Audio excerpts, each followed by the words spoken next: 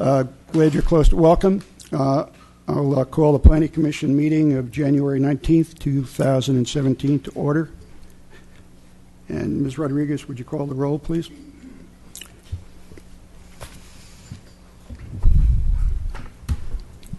Commissioner Wiscombe. Here. Commissioner Thompson. Here. Commissioner Schwartz. Here. Commissioner Lodge. Here. Commissioner Jordan. Here. Commissioner Higgins. Here. Chair Campanella. Here. All present. Okay, our first order of business is going to nominate a new chair and vice chair for the year 2017. First, we will elect the new chairperson. So I will call for any nominations for chairperson. Commissioner Schwartz. Thank you, Mr. Chair. And it's been a pleasure, by the way, to have you as chair and an honor to have you guide us this year. And I would like to nominate Commissioner Jay Higgins to be our 2017 chair. Second. Okay, we have a nomination and a second. Are there any other nominations? Okay, we have a nomination and a second. All those in favor? Aye. Congratulations. Chair Higgins. Okay, and then I guess we change seats. Is that the? Yeah, okay.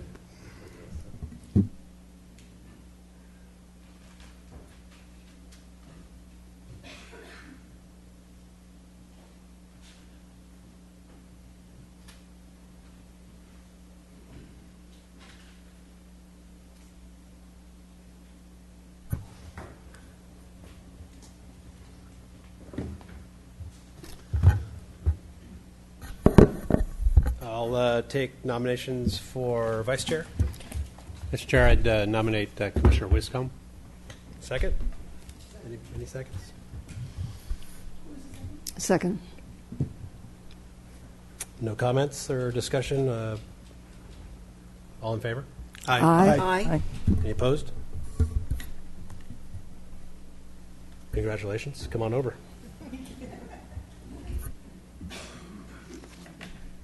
No. Mr. Chair, just a comment. I think Vice Chair Wiscombe knows how to do it. She's been chair of the Parks and Recreation Commission for the 6 of the 7 years she was on it. So I would agree. We're in capable hands. Thank you. and even though she's new to the Planning Commission. And today, I believe the over-under on corrections of the chair from Mr. Vinson is right around 12. So place your bets. I think that's your first mistake.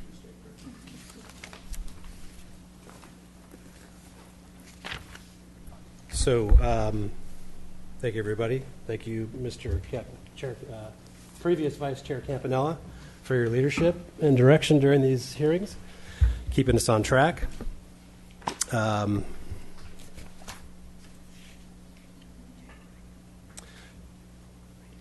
That's 2, if you're counting. Do we have any requests for continuances or withdrawals or postponements or any changes to the agenda? Yes, Chair Higgins, we have one request for a continuance. Item 2, the application of Mesa Lane Partners has requested a continuance to the next available meeting. So we need to set a date certain, and do we need to vote on that? It'll be the next available meeting. So what's the date?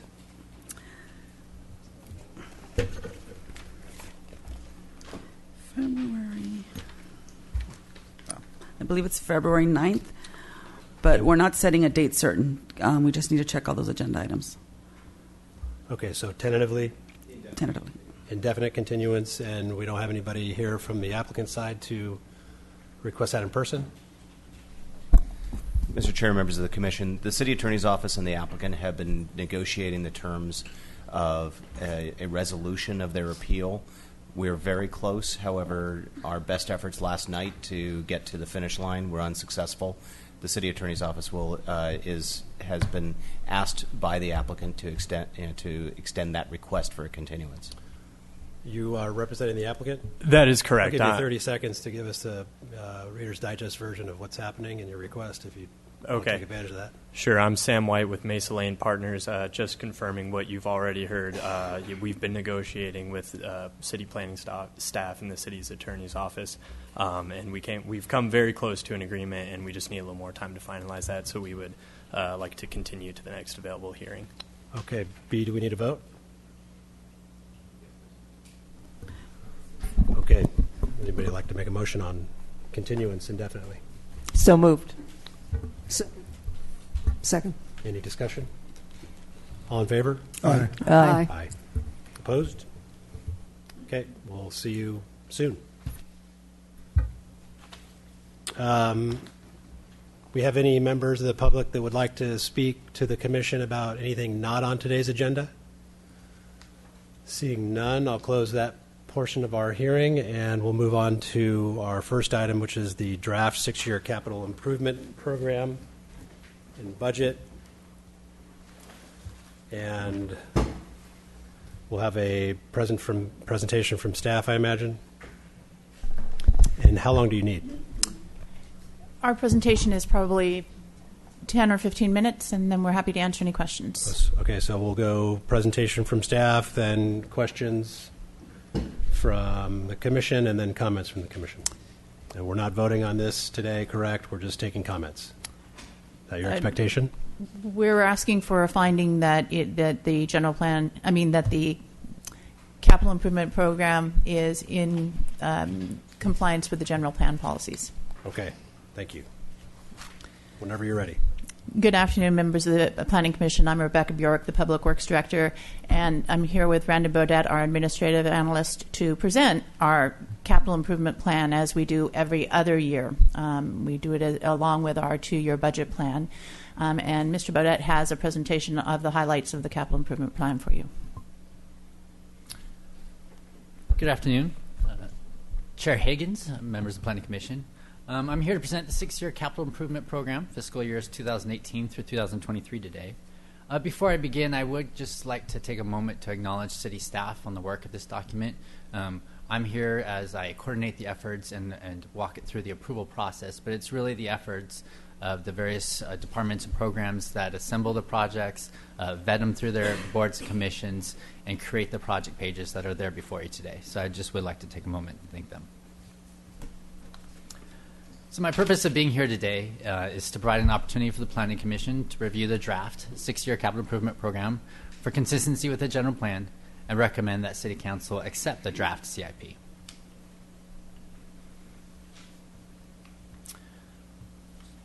So what do we classify as normal capital projects? We usually define them as an activity that creates, improves, replaces, repairs, or maintains a fixed asset. I thought it would be neat to kind of show you some time-lapse photos of the Coda Street Bridge replacement project that was completed early last year. Just some of the various stages of construction to the finished product that we have there today. So it was a very, very nice project and kind of an example of what comes out of this document. So we kind of set up this document for 3 kind of main purposes. One is to use it, and it's called a capital improvement program, but it's morphed more into a planning document.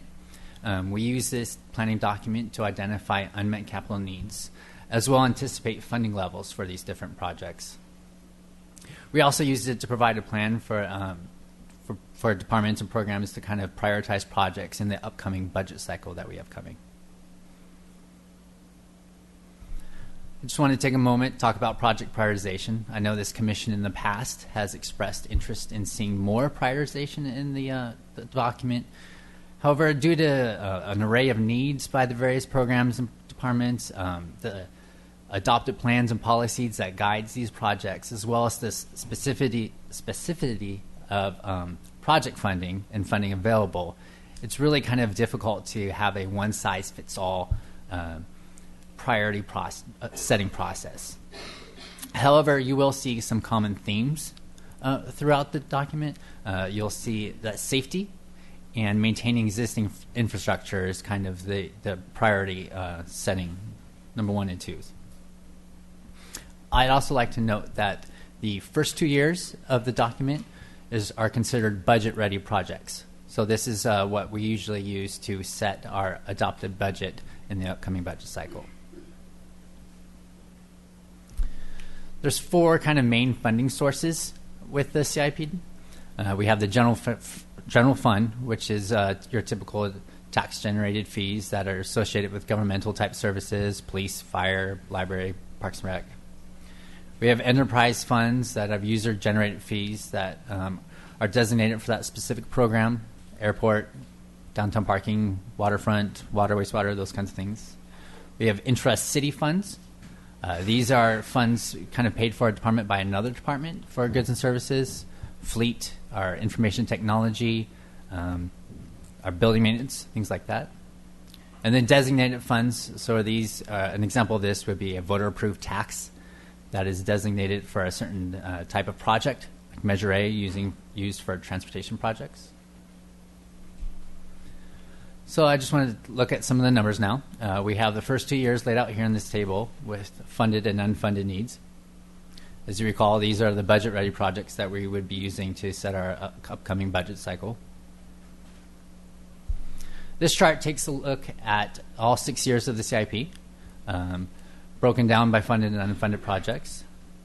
The big Pac-Man piece of the puzzle there is the unfunded piece, and the smaller piece is the funded projects, and that's about 28%. Now, I'd like to take those two pieces apart and kind of take a closer look at them. First, we'll look at the funded projects. So this is where's the funding coming from. 96% of the funding, it comes from enterprise and designated funds. Only a small percentage there, that 9 million figure rather, belongs to our facilities projects. So this is money that we've set aside to maintain our existing city facilities. Here are our unfunded needs.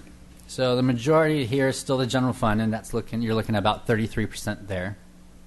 That orange piece of the pie, that is labeled a grant. Now these are grant eligible projects, but because of the uncertainty behind unsuccessful grant acquisition, we label it as unfunded for purposes of the CIP. And then the gray piece is our streets capital, which has grown this year. It's actually a little bit bigger than last time you saw it. It's now up to 26% of all unproject costs.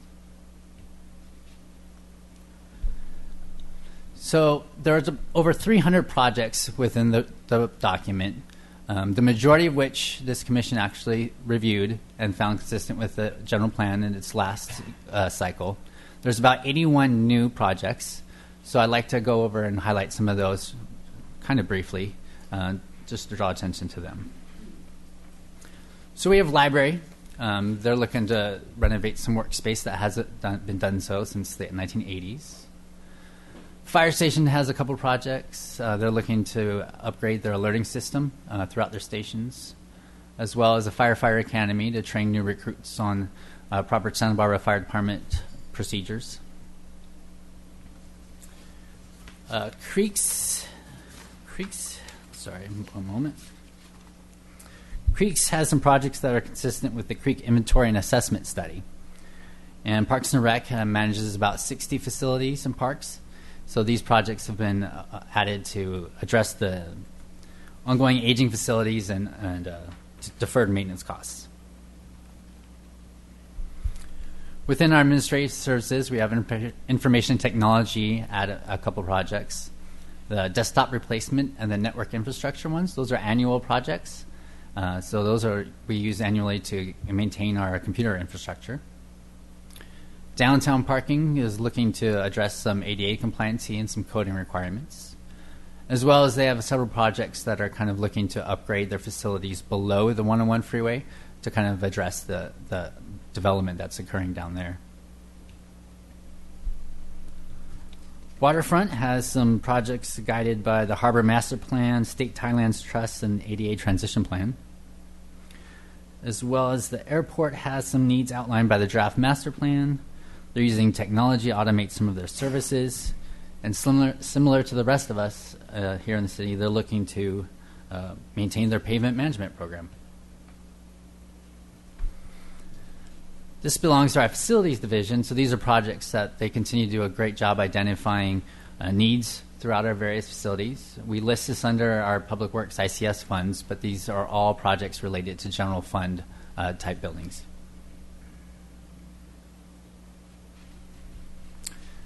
Another reason why we bring the CIP to the Planning Commission is to streamline the streets capital program review as outlined by the circulation element.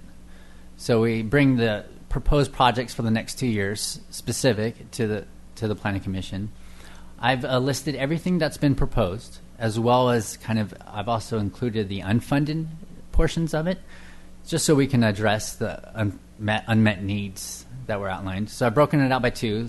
It's kind of hard to see, but these are the roadway infrastructure categories. And here's our bike and pedestrian related projects. 2 of the annual programs there are still looking for some funding. And that concludes it. We're here to answer. I have staff here from the various programs departments if you have specific questions about projects that we can answer for you. Mr. Bodette, are you looking for any other specific comments from us or guidance, or do you have any? Just looking for an Chair approval Higgins, from us. that's at the discretion of the committee, but yes, this is your opportunity to do so. Okay, well, we'll entertain questions from the commission. I'll just go left to right here. Commissioner Thompson, do you have any questions? Yeah, I do have a few questions. You explained why you don't particularly like to prioritize, but there are several references to prioritization there. For example, on page 8 of the staff report, it talks about IT assigns priority to identified items. So is this post approval of the CIP that they assign priorities? Chair Higgins, Commissioner Thompson. So the priority setting process is really done at the budget cycles when we're doing the budget. So it's a matter of departments viewing what they're prioritizing, but due to unmet needs and unfunding levels, it happens in the later time. So it would be post adoption of the CIP, correct? From a prioritization perspective, however, it's important to recognize that the priority projects are those projects that are in the first 2 years of the CIP, as those are the ones that we are hoping to fund for the most part. So certainly the document with those in the first 2 years are the projects that are the priority for each of the departments. Sure. Even though not a question to follow up what you just said, when you have limited funding, though, it helps to know which of all of the priority 1 projects are the real priority 1. So when you're arguing over funding, you know which ones should come first, or at least come to the top of the heap. But you say everything that's on the 2-year program is number 1 priority. Then how do you know, if you have limited funding, which ones you actually do want to fund? And that's the reason that it's difficult to prioritize in a document like this, and that is what we do at the budget process and the budget that's presented to council. Some of the complications are you may have 2 projects that have some nexus between them that would either make it more feasible to do them sooner, or because of the nexus, even though it's a very high priority for one department, it may push another project out. And I can give you an example of that. We are currently working on a grant-funded project and CDBG-funded project for the municipal tennis court to install pedestrian crossing there. That project was driven to priority by the Parks and Recreation Department's interest in installing a playground across the street. And in order to ensure that the playground wouldn't become basically an attractive nuisance without safe crossing, the prioritization for that for that crossing was bumped up. But for the association with the playground across the street, that would not have been a priority project. So until we get to the budgeting time, and we know how much money we actually have available to fund capital projects, it's very hard in this document to say these are absolutely our top priorities, because there is some interrelation. And then additionally, the sort of the most important prioritization for projects is safety. If we have limited dollars, we try and apply those dollars first to make sure that our facilities and infrastructure is safe. Okay, well, if it works for you, I guess it works. 2 other questions. In the CIP book, on page 5, you refer to, in the middle of the page here under local coastal program, you talk about Goleta. What would we be paying attention to anything in Goleta. Why would we even reference that? The local coastal program, the middle of the page, fifth line down, talks about the coastal zone that the airport lies in, and Goleta. I believe it's just for reference, spatial reference, just to explain to the reader where we're talking about the fact that the airport is not within the main body of the city, and that the airport is affected by the local coastal plan. It just seems strange to be referencing Goleta in our city capital program, but We can certainly make that note. It'd be easy to delete. the other question I have is page 9 of your CIP report. The bottom half of the page talks about an infrastructure financing task force report. Talks about that in 2008, the city council directed it to be established and to report back. And it says what it was charged with, but it doesn't say what the report said or anything. It just drops off there that this is what it's charged to do, and that ends it. Seems a little confusing as to why it's even in there, since it doesn't close the loop as to what they came up with, what that task force did. Thank you for that comment. And actually, there's been a substantial amount of work done since then, so we will edit this section to add more text. Okay. Those are my questions, Mr. Chair. Thank you. Commissioner Campanella. Thank you, Mr. Chair. On the right number, the pie chart slide, the 6-year CIP, 2018 to 2023 slide, which compared funded and unfunded. If you could put that back up. Okay. So does this period include 18 and 19? It says so on the chart here, but does that include 18 and 19, which is overfunded or primarily funded? I'm just trying to follow the numbers. If this is 28% overall funded, including the 2 years that are funded, the 4 years from 20 to 23 would have a much higher percentage of being unfunded. So I'm asking, is this 218 to 223 correct, or does this represent 220 to 223? It represents all 6 years, so 18 and 19 is included. Okay. So 28% is funded, if I look at this correctly, 28% is funded, with the majority of that, if not a good portion of that, being in the first 2 years of the 6-year period. My question is this normally the relationship you see when you do your 6-year update, or is the unfunded portion either getting greater or less as a percentage? No, you're correct. This is very similar to what you'll see almost every update, that Pac-Man looking piece of the unfunded pie chart. Okay. Sorry, but to answer the question about is the unfunded portion getting larger, yes, it is. We are falling behind on our ability to maintain city infrastructure, and in particular our street infrastructure. So that is growing. And just by way of example, this time last year, our estimate for the unfunded portion of needs just to maintain street surfaces, roadways, was $12 million. I just got an update from our engineering department. That number has grown to $15 million a year between last year and this year because of the declining condition of our roadways. So yes, the unfunded portion is growing. It is influenced too sometimes by the size of projects. So we have some rather large projects at the wastewater plant that are funded that will skew this, but on a general basis, our needs are far beyond the funding ability. The funding source for street repair versus normal operating maintenance, is that sourced just out of the general fund, or where do you get that from? The streets funds, there are 3 sources of funding for the street fund. There's the UUT, well, 3 major sources. UUT, which is actually a general tax, so technically a general fund. Half of the UUT is designated and has been for a long time by policy to maintaining streets. That pays for both capital and maintenance. And then the other 2 funds, that major funds, are Measure A and gas tax. Those are both restricted, so they cannot be used for anything but street maintenance and operations, but they can be used for street maintenance and operations. And those are the sources of funding for our streets. Okay.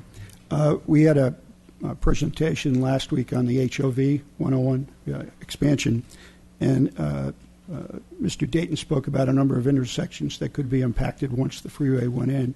Are any of those intersection improvements contained within the street numbers that we see, or not? Our unfunded, so the 6-year CIP is actually a little bit of a misnomer, as Mr. Beaudet indicated, in that this is our unfunded needs as we know them today. So it's not really what we expect or hope to get done in 6 years. This is everything that we know of today, planning it out as if we could achieve it over 6 years. It would also be, by extension, would also apply to a longer period of time because these are the projects we know that we have and are deferring.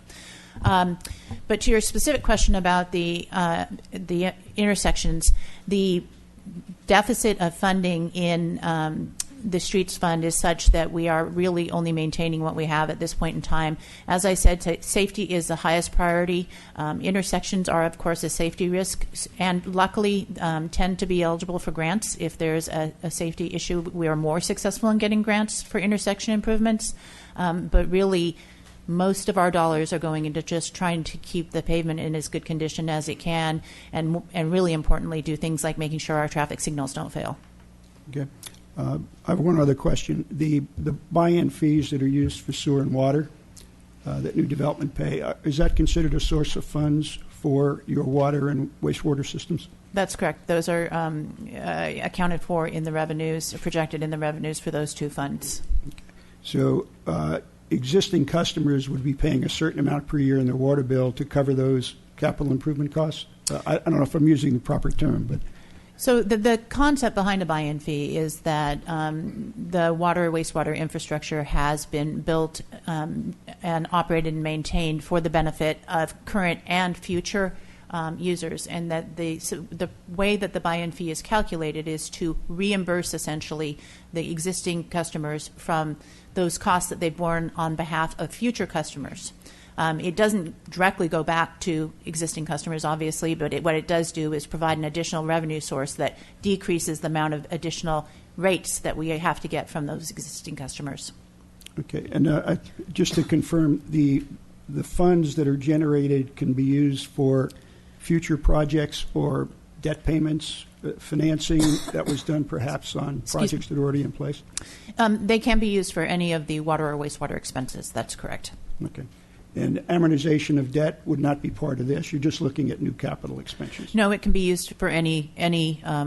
It comes in as an unrestricted revenue to those funds, so it can be used for any of those fund expenses, including amortization of debt. Thank you. Those are my questions for now.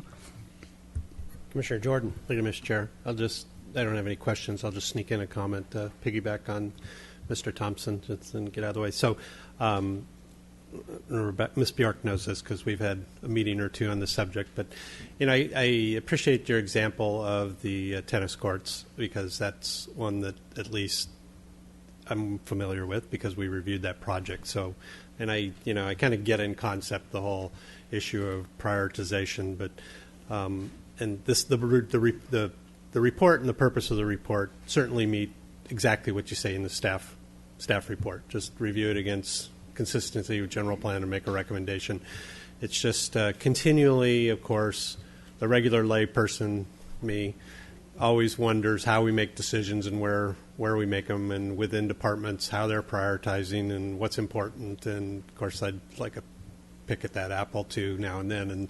And so I kind of continue with a little softer frustration than times in the past that it's just difficult to look at this and come up with an opinion if from that standpoint, if we're on the right track or not, or if somebody should be questioning that, and that may not be the role we have sitting up here, which it's okay too. But I just think I still think there's probably a method to make it better. I think we're just kind of beating Mr. Thompson's head up against a process that's ingrained, and it's that way for a reason. It's a steamer. It's a big boat trying to turn quickly, and it's not going to turn quickly. But I appreciate the example, because that example makes sense to me from a familiarity standpoint, and I understand how the scope is a little daunting, but at the end of the day, it would still be nice to see some attempt to have opinion in there rather than just a list of projects.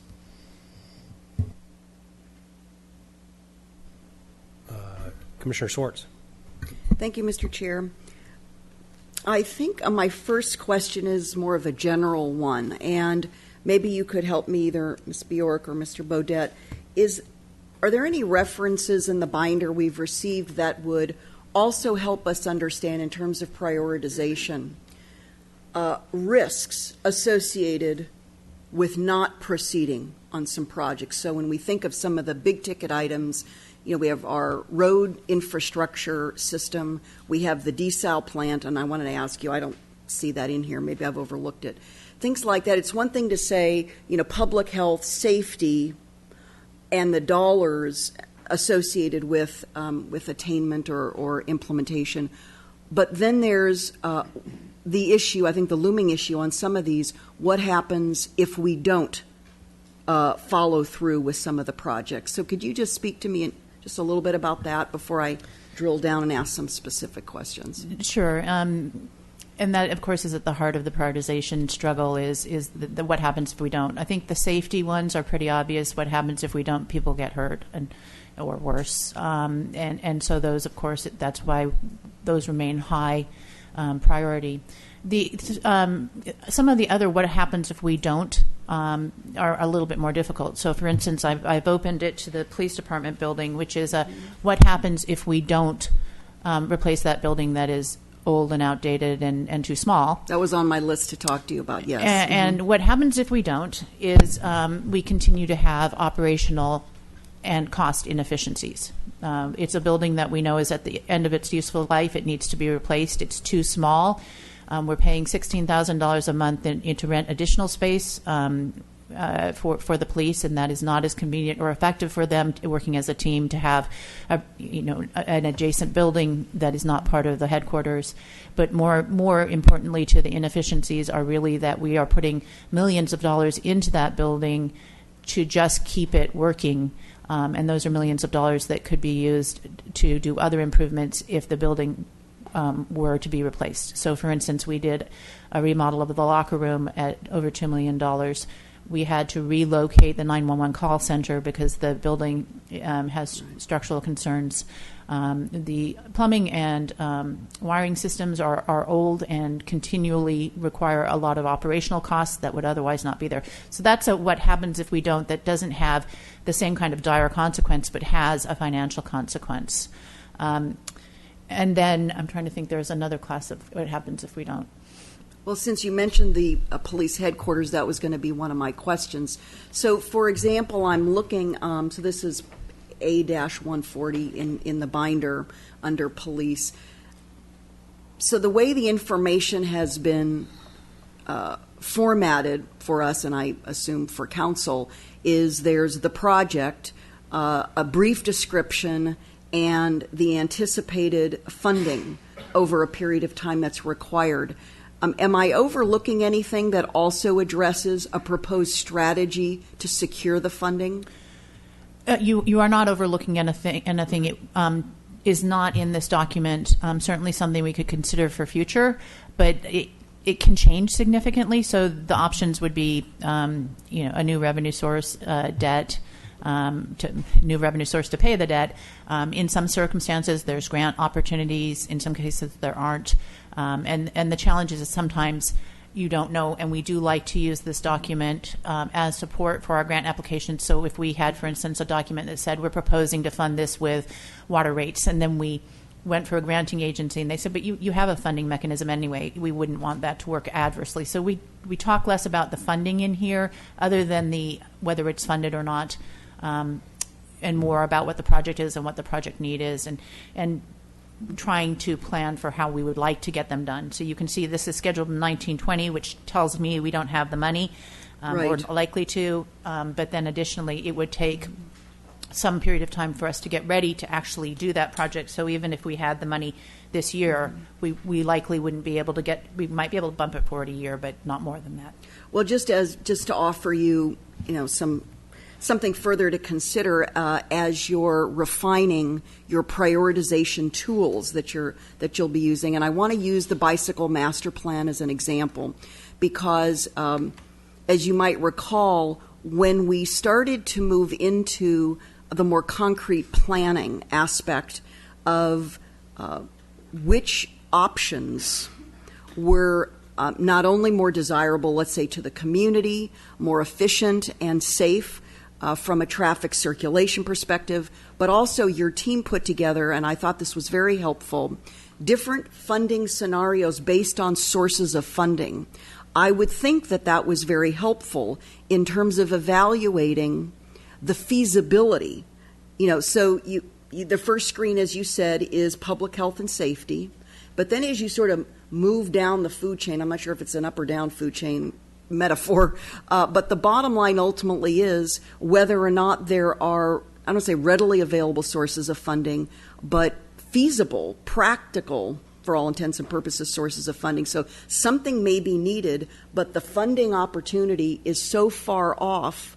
Anyway, but the bicycle master plan, I thought, was a great example of how you and your team ultimately devised a way to, I think, help decision-making bodies like Planning Commission, hopefully also Council, zero in on this nexus between what makes sense for the community, what do we need and what do we want, and then what's the likelihood of getting the funding that we need based upon the research that you've done. So I'll leave you with that, but the police department certainly came to mind because the Planning Commission back in 2011 had an in-depth site visit of the headquarters, and it was certainly eye-opening to actually be there on the premises and to see the work that was necessary. I'll move along so my colleagues have a chance to here.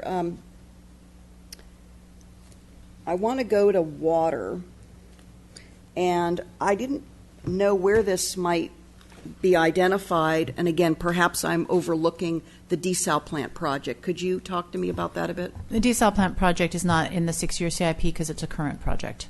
So it's currently in construction and funded, as opposed to being proposed for a future project.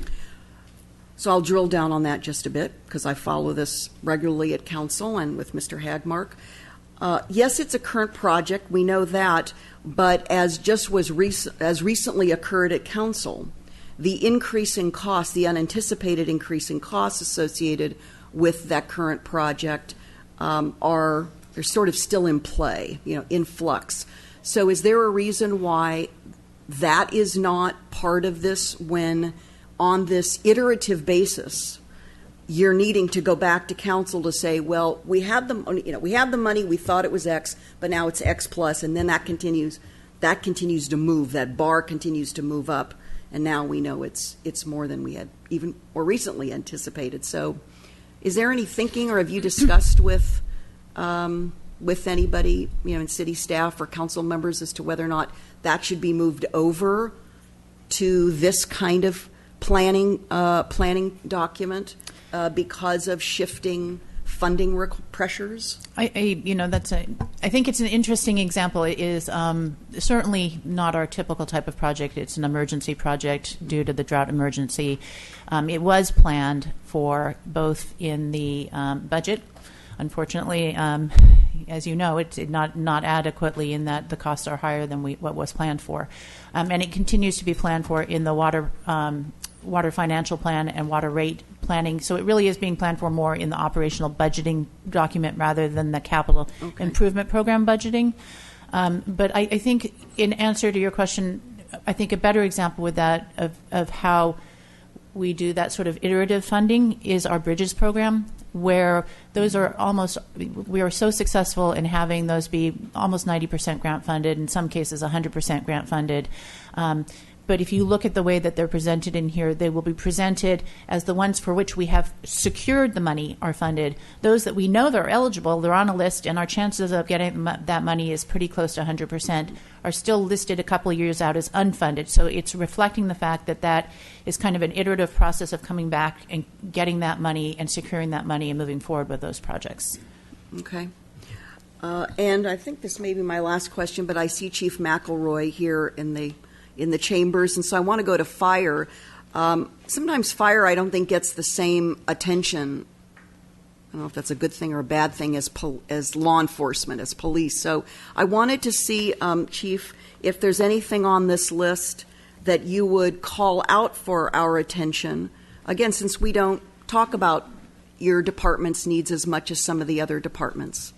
And we have this is A-62 in our binder. Chairman Higgins, Commissioner Schwartz.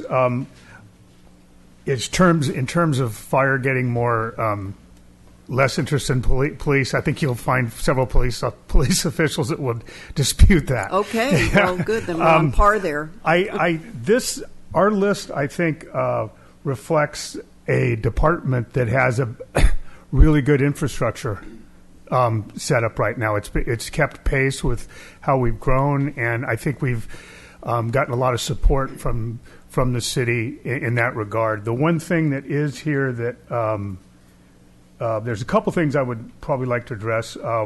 One is the Firefighter Academy.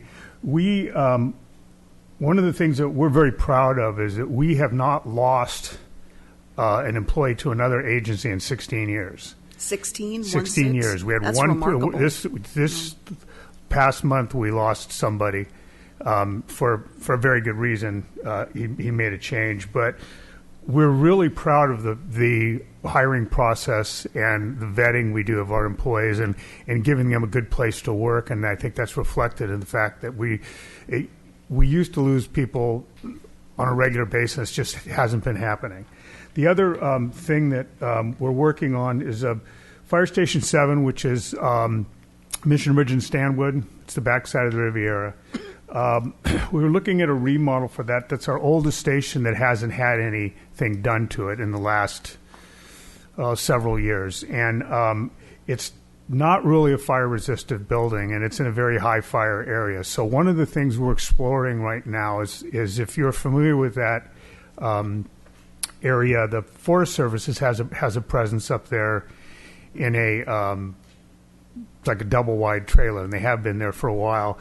We are exploring the possibility of a combined city-federal station there on a permanent basis, and we're getting a lot of traction with it from the Forest Service and the local supervisor. So that's one of the things we're looking at right now.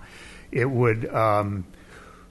sits in the middle of the Wildland Benefit Assessment District, which I'm sure you're all familiar with, where the people in that area have committed to paying a little bit more in their taxes, and for that they get road clearance, we do brush chipping, we do defensible space inspections, and that model is very attractive to the problems that the Forest Service is having nationally with wildland-urban interface. It's the largest growing fire problem in the United States.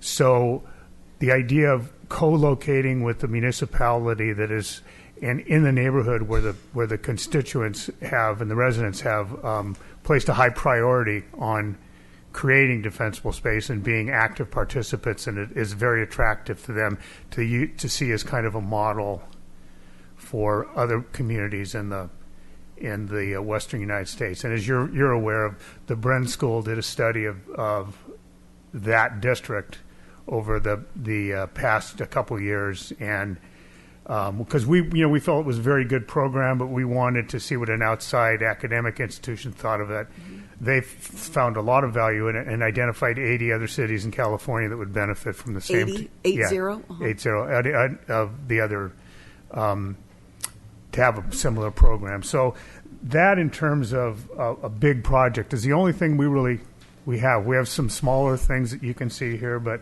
in terms of the overall infrastructure and housing needs of the fire department, they're very well met. Okay. Thank you very much. Perhaps I'm familiar with your project at Bren, and perhaps on another occasion our new chair and you could have a discussion about coming back and making a standalone presentation to the commission on the findings of that research project that you We'd be did. glad to do Yes. that. Thank you. Thank you, Mr. Chair. I also just want to mention, because it is an important part of the fire department infrastructure, but handled differently, is the fleet. of fire vehicles, some of which can be extremely expensive. We have a very robust program of planning and budgeting to have funded replacement, and we have a schedule. Because it's not a facility and because it's a funding mechanism that we've set up in our budgeting process, it's not covered here. But talking about fire, since that's such a substantial part of the infrastructure of fire, really wanted to make sure that you're aware that that is also getting attention and being addressed in a timely manner. And I'm glad you brought that up. One of the we've made an adjustment to our contribution to the fleet, but we've also, over the past couple of years, have been looking at the fleet we buy and not necessarily replacing like for like. We're looking at, what are we responding to? What are our mutual aid requests consisting of? So we've moved to purchase of what are called Type 3 engines, which is a shorter wheelbase, more of a wildland vehicle, and also moving to what's called a Type 6 engine, which is a really small pumper. But there's things that we can use in our foothills, in our rural areas, that we can't with our larger traditional fire trucks. So we've taken a look at our fleet, and with long conversations with the people over at Fleet Management, I think we're starting to have a fleet that's reflective of where fire service is going to be going in the next 15 or 20 years, which is the lifespan we like to have for our fire trucks. Mm-hmm. Thank you so much. Thank you, Mr. Chair. Commissioner Lodge. Thank you, Mr. Chair. Don't go away, Chief McElroy, because I also had questions about some of these issues.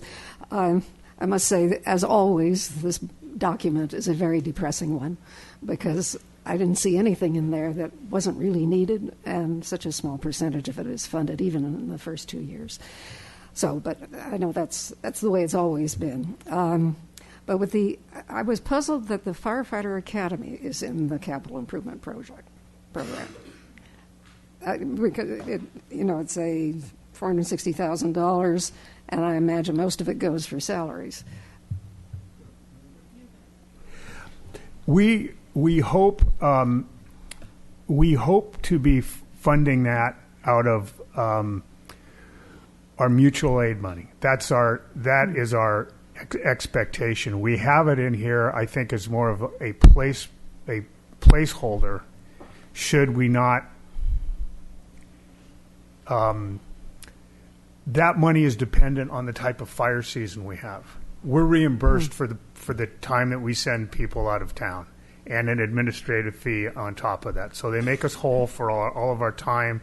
They make us whole for the backfill, and on top of that, we are paid money for the vehicles that are used, and an administrative fee on top of that. And that can be several $100,000 a year. The difference between what our costs are and what we're reimbursed. And so that money, our last academy, for example, we used that money to fund the academy entirely.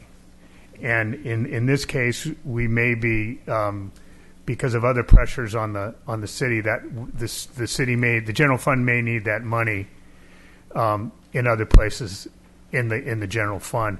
So we're putting this, like I said, it's more of a placeholder, that to recognize that there is going to be a cost at some time for an academy, and this is for a large academy. So this is an 8 to 10 person academy, but we hope to be able to fund it with mutual aid money.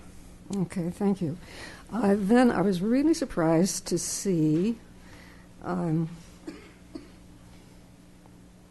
just a moment more. Under the Fire and Police, under page A63, the Franceschi House pictures, because Fire and Police communications equipment is in the house. Mm-hmm. I've been through the house.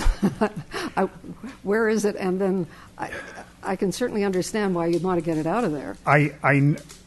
Commissioner, Chair Higgins, Commissioner Lodge, I hate to say this, but I don't know exactly where it is. I believe it's in an outbuilding. Oh, okay. It's not actually in the house. It's at that location. I believe it's in an outbuilding. Okay. So. Okay. Well, that leads me. Thank you. That leads me to a question then for I guess for Jill Zachary from Parks and Recreation about Franceschi House. I was also surprised to see on page A107 that there's capital money budgeted for, or put in it for putting a roof on Franceschi House, which well, having been in it, and I think you know that it's, and I know the Pearl Chase Society tried to raise money to restore it, but they weren't able to do that, and that seems, what happened to the council coming to a decision about that, whether it was going to be demolished or restored?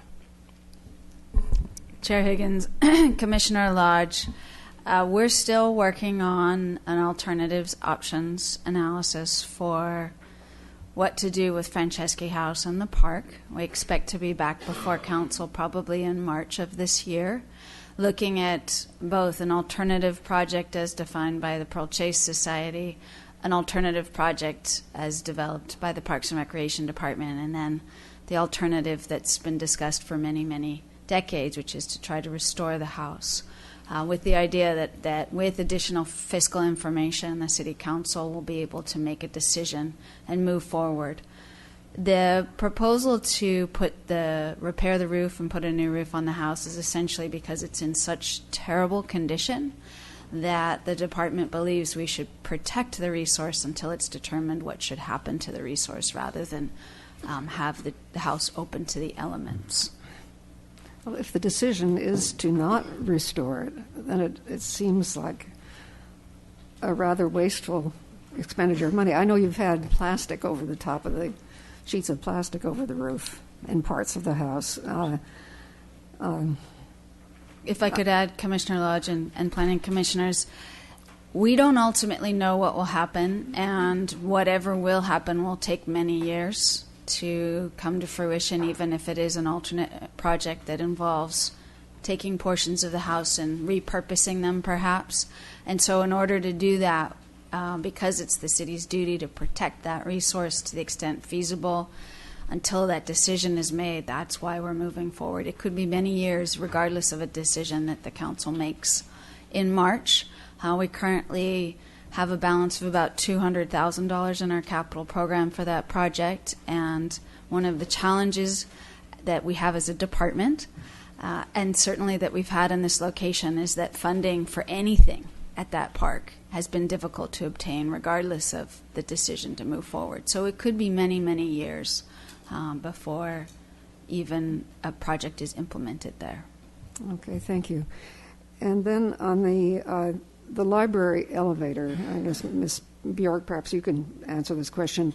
The building was added up onto and rehabbed and so on, I think in 1980. Have the requirements, the ADA requirements, changed since then? Is that why it needs to be replaced? Mr. Chair. Don't just point at one another. Mr. Chair, I can answer at least one part of that, is that the ADA was not adopted until 1991. Okay, thank you. Mr. Chair, Commissioner Lodge, Mike Wiltshire, who's our acting facilities manager, is quite familiar with the requirements and the building, and he can answer your question. Okay, thank you. Yeah, I can speak to that. Commissioner Higgins, Commission. Yeah, you kind of hit the nail on the head there. The ADA requirements are dramatically different than they were in the 80s. The last major remodel of that building was in 1982. We've done some superficial renovations to that building since then. In the last year, we did the children's library on the lower floor, but the elevator itself, the column and channel, is just too small to meet current ADA requirements. So to address that, we would have to build an entirely new elevator for the library. Which means an entirely new elevator shaft. Correct. We're talking big bucks. Yep. Here. Yeah, very okay. big bucks. Well, thank you. Those are my questions. Thank you for that. Commissioner Wiskin. Yes, thank you, Mr. Chair. Are we taking just questions now, or questions and comments? We're just going to do questions, and then we're going to go to public comment. Okay, and then comments. Thank you. Okay. I just have a couple follow-up questions. The one is for Ms. Bjork. Commissioner Campanella was talking about the, have the needs grown for infrastructure funding, and you said yes, it was $12 million last year and then $15 million this year. So is this, do you perceive this as construction cost rising or backlog rising or a combination of both? Chair Higgins, Commissioner Wiscombe, that was specific to just the costs needed to maintain roadway surfaces.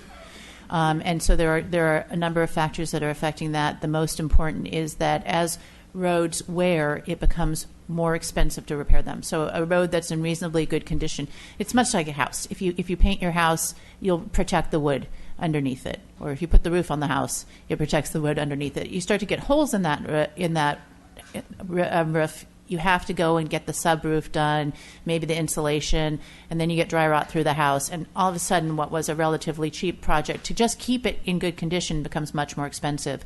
So our roads have declined to a point where we can no longer do cloak or cape ceiling type projects to preserve them. They now need to be ground and overlaid, or even have more expensive repairs made to them.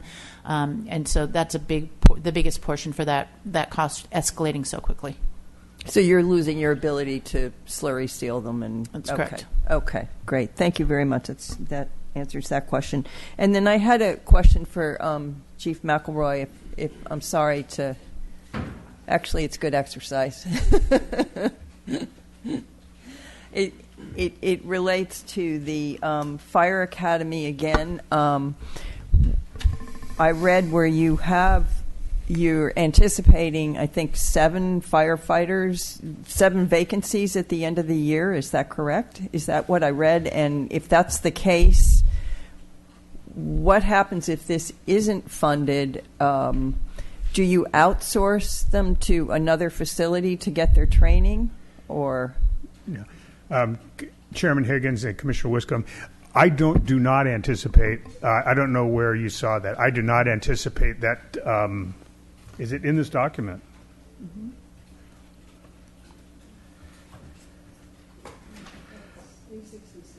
Yeah. I apologize for that because I believe that's incorrect. I think we would be looking at fiscal year 18 or 19. Okay, yeah, it says that 8 firefighter positions will become vacant by fiscal year end 2017 and will need to be filled. And that just, when I read that kind of red flag went up. Public safety, we need to fill the positions and train these people. So yeah, we don't currently see that. We don't currently see that, and I'm that's an error on our part. That should have been 18. Okay, I wasn't 18, trying 19. to call you out on no, an that's error. fine. So that's thank you very much. That answers that, and that's all I have, Mr. Chair. Thank you. Ms. Bjork, back to the street intersection improvements as a result of the 101 widening.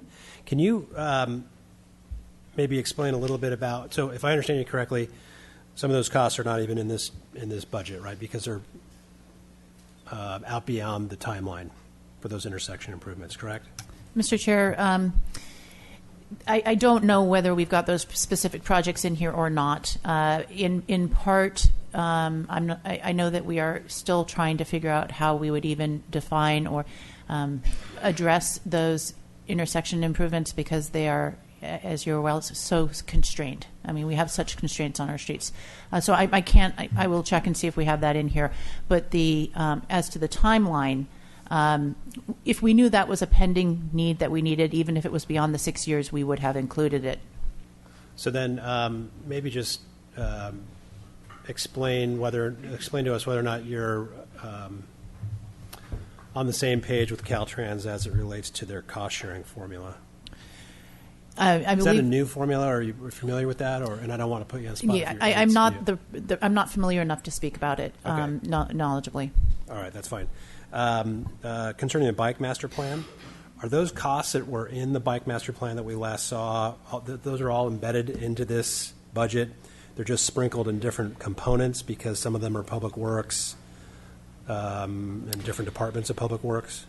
The bike master plan is in the streets portion. It didn't look like the totality of the bike improvements that were in the bike master plan are outlined in the bike facilities. And I don't know how they've addressed that, and here I can take a look. I do know that we've been very successful in getting grant funding for those bicycle master plan projects and securing that money this year, and so it may be that they haven't reflected those costs since we have secured that money. Do you know?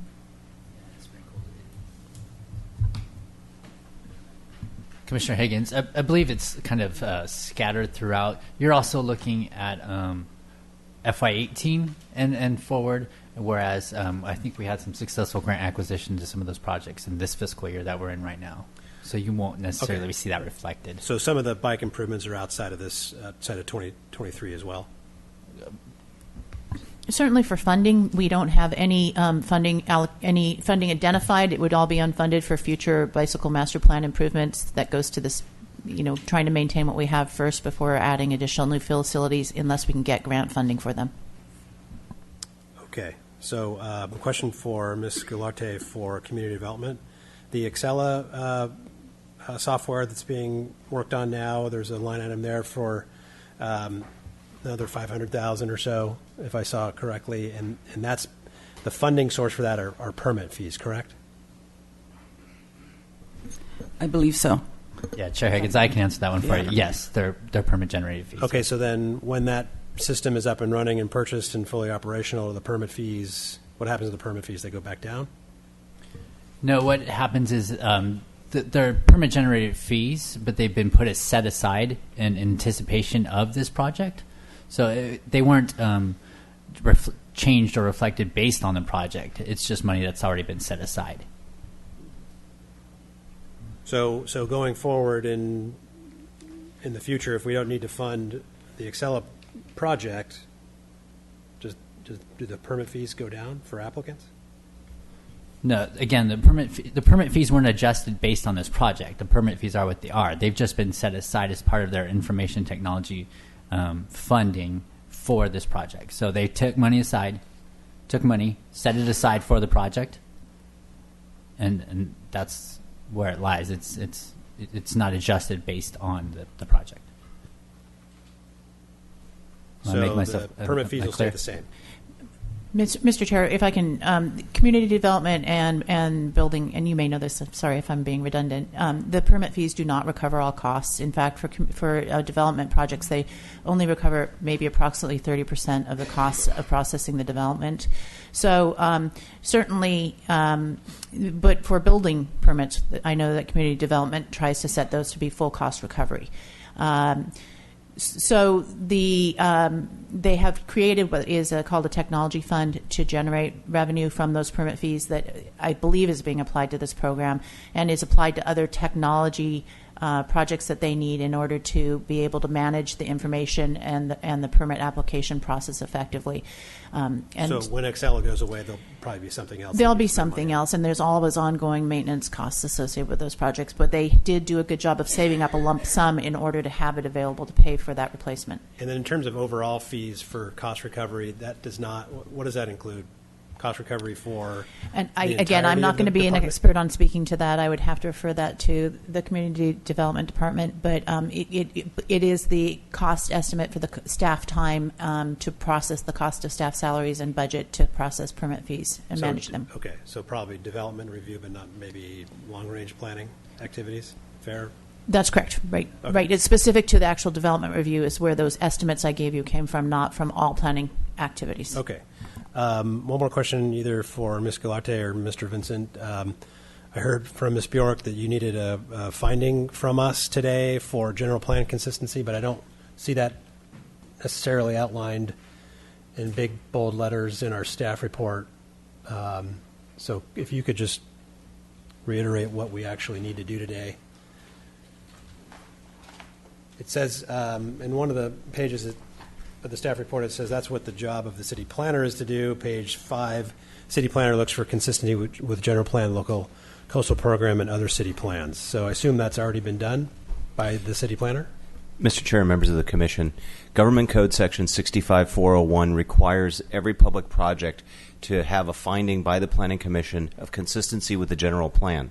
One of the purposes of this program and this document before you today is an efficient way of identifying that consistency for the entirety of the document. And so that is what we are looking for today, is for a finding from the Planning Commission that the programs and projects outlined within this document are consistent with the city's general plan.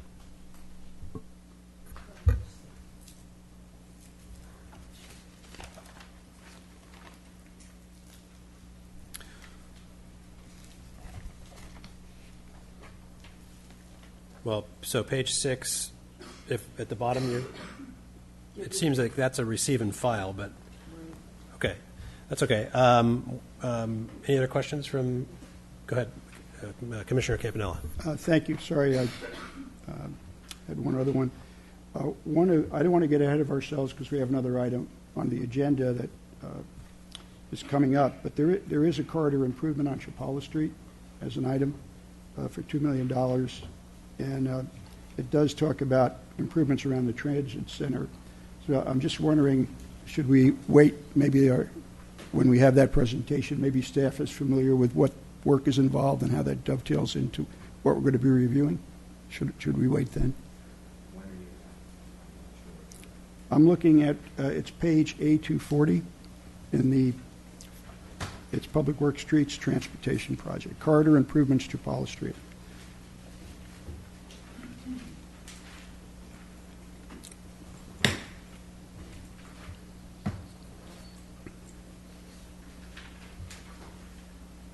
And if our staff planner is familiar with it, maybe we can address it when we actually review the project.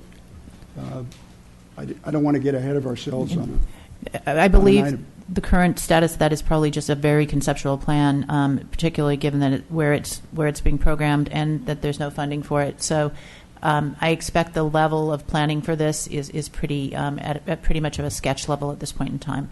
But I will ask our planning staff to be available to answer questions about it at the MTD hearing.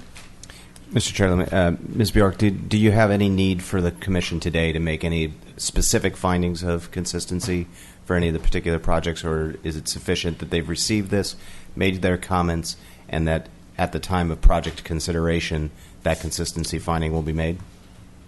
I think that it would be preferable to have the consistency finding made today as we have, in order that we don't, for some reason, fail to do so.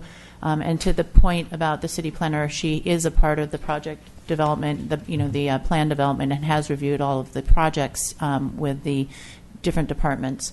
So if there's a challenge to that, Mr. Vincent, because of noticing, we can revisit it. But our past practice has been to make that finding. Mr. Vincent, so the staff report says the city planner looks for consistency with the general plan. It doesn't say that the city planner has made that recommendation or finding, but I guess we could assume that. In the recommendation on page 6, it says staff recommends that the Plan Commission receive this update and recommend that the City Council accept the CIP. So whatever you'd like to do.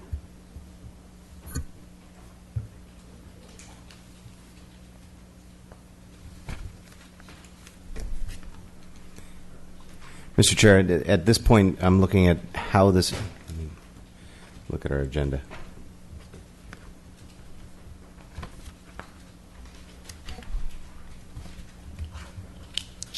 And if you want to think about it, we can take public comment now or get into our other comments and come back to it, or...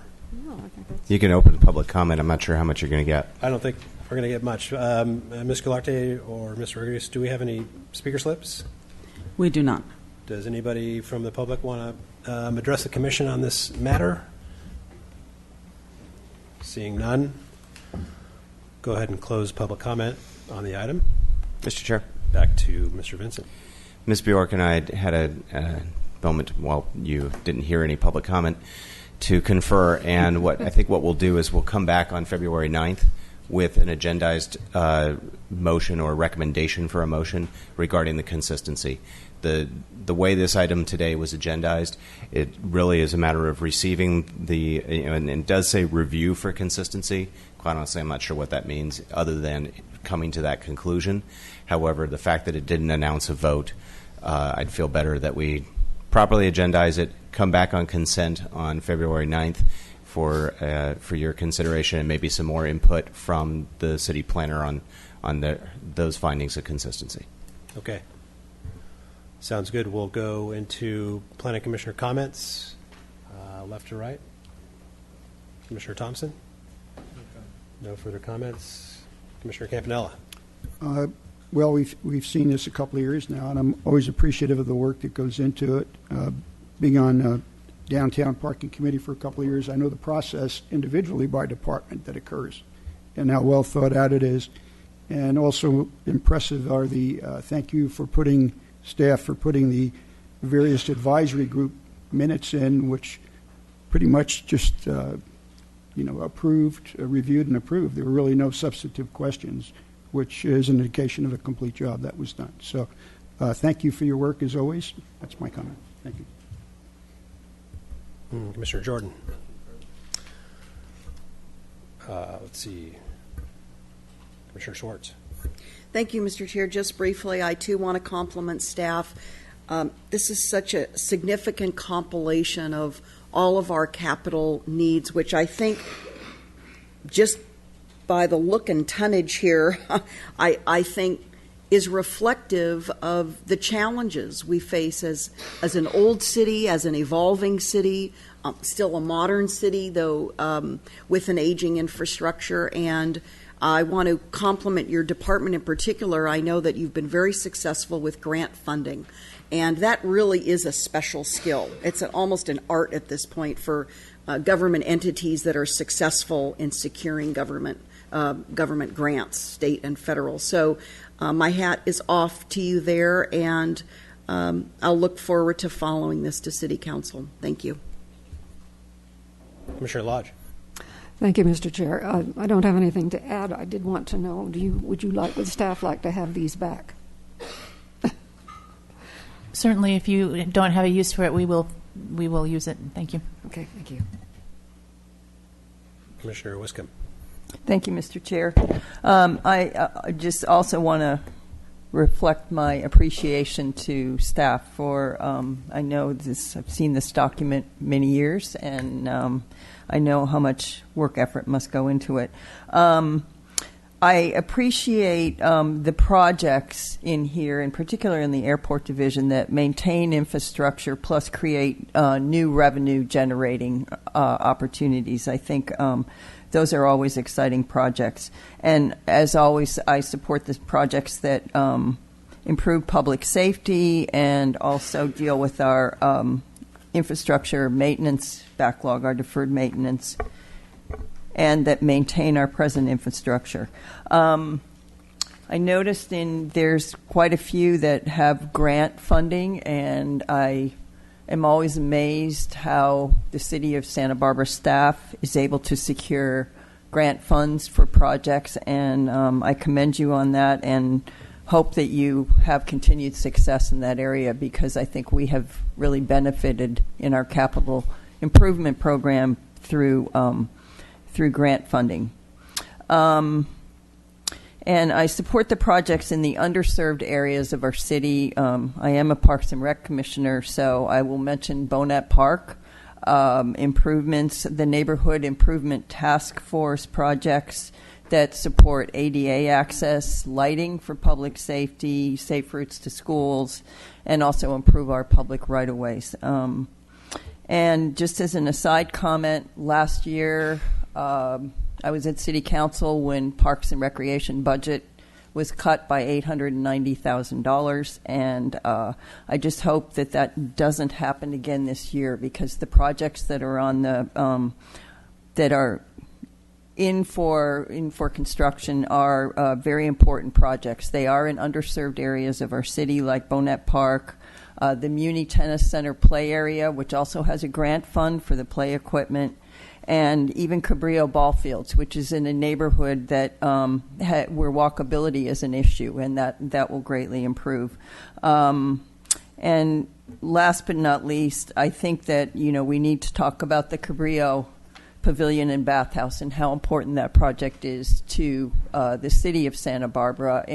That's an icon building, and I hope that moves forward smoothly. I know we need more funds for that, but I hope we all work on that and we're able to make that project come to fruition. Thank you. Ms. Bjork, just one more question. What other public outreach do you do on the budget other than to go to the various commissions and committees? Mr. Chair, on the capital improvement program, we do take it to all of the different boards and commissions for their associated projects, present it to your board, and then also to council. But that's in the development of the project, sometimes there's interaction, and a lot of times projects are generated and come in here from interactions with the community where a need is determined or defined.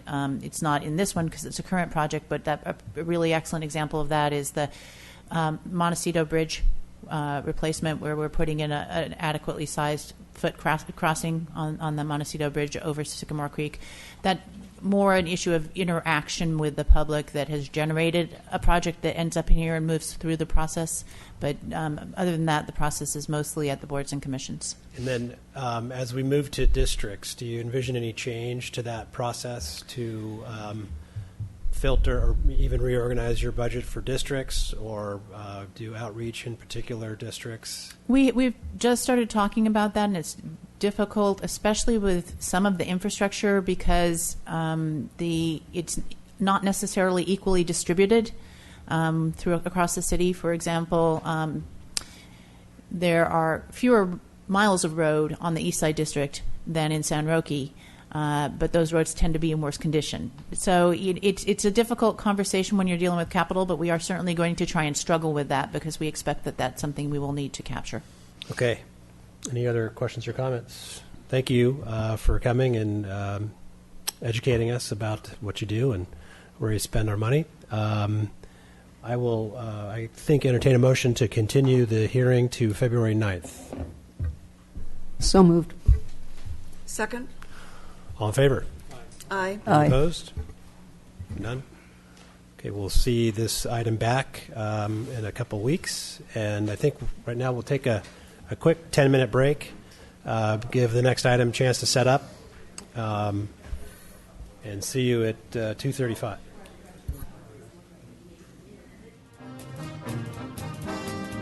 Carrillo Street and Chapala Street in downtown Santa Barbara. The project site is comprised of 2 parcels and totals 19,185 square feet.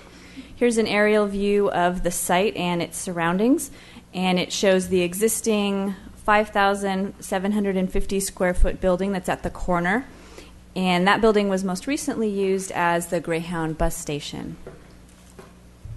Here we have some photos of the site as it looks today, and you can see the vacant 1-story building at the corner. The proposed project involves the demolition of the existing building and construction of a new 11,320 square foot development that consists of a 10,329 square foot 2-story building at the corner and a 1-story 991 square foot building located towards the eastern property line. The project also includes parking for 11 cars. Here is a site plan for the project, and you can see the 2 buildings, the 1-story building at the easterly property line and the 2-story building at the corner. That 2-story building also covers this portion of the parking area.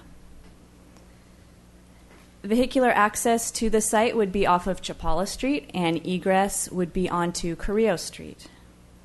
The project also includes a sidewalk dedication of approximately 2 feet in order to establish a sidewalk corridor of 12.5 feet. The existing street trees would remain. And here are the proposed elevations and some perspectives of the development, and the architect will go into more detail on this aspect of the project. Here are just some photographs of the site from similar vantage points as those drawings. So the approval that is requested of the Planning Commission today is development plan approval to allow the construction of 5,570 square feet of net new non-residential floor area. The findings required to approve a development plan are that it complies with all provisions of the zoning ordinance, it is consistent with the principles of sound community planning, it will be compatible with the neighborhood, and that it will be consistent with the policies of the city's traffic management strategy. Some of the key project-related issues that staff has identified for this project are design, contaminated soil, and parking circulation. Related to the design, this project was reviewed by the Historic Landmarks Commission on March 23rd, 2016, and November 30th, 2016. The HLC found the scale of the building to be appropriate, and they had positive comments about the architecture. Overall, they found that the project was compatible with the neighborhood. With regard to contaminated soil, the project site does contain soil that's been identified as having lead, cadmium, and total petroleum hydrocarbons. Under certain circumstances, contaminated soil can be left on the site, and for the subject parcel, County Environmental Health Services, who oversees the site assessment and cleanup, allowed the soil to remain subject to the recordation of a land use covenant.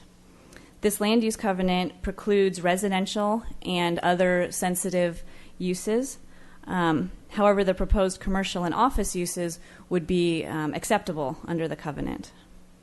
The covenant also requires a soil management plan for grading activities to ensure that any contaminated soil that is encountered during construction is properly handled and disposed of.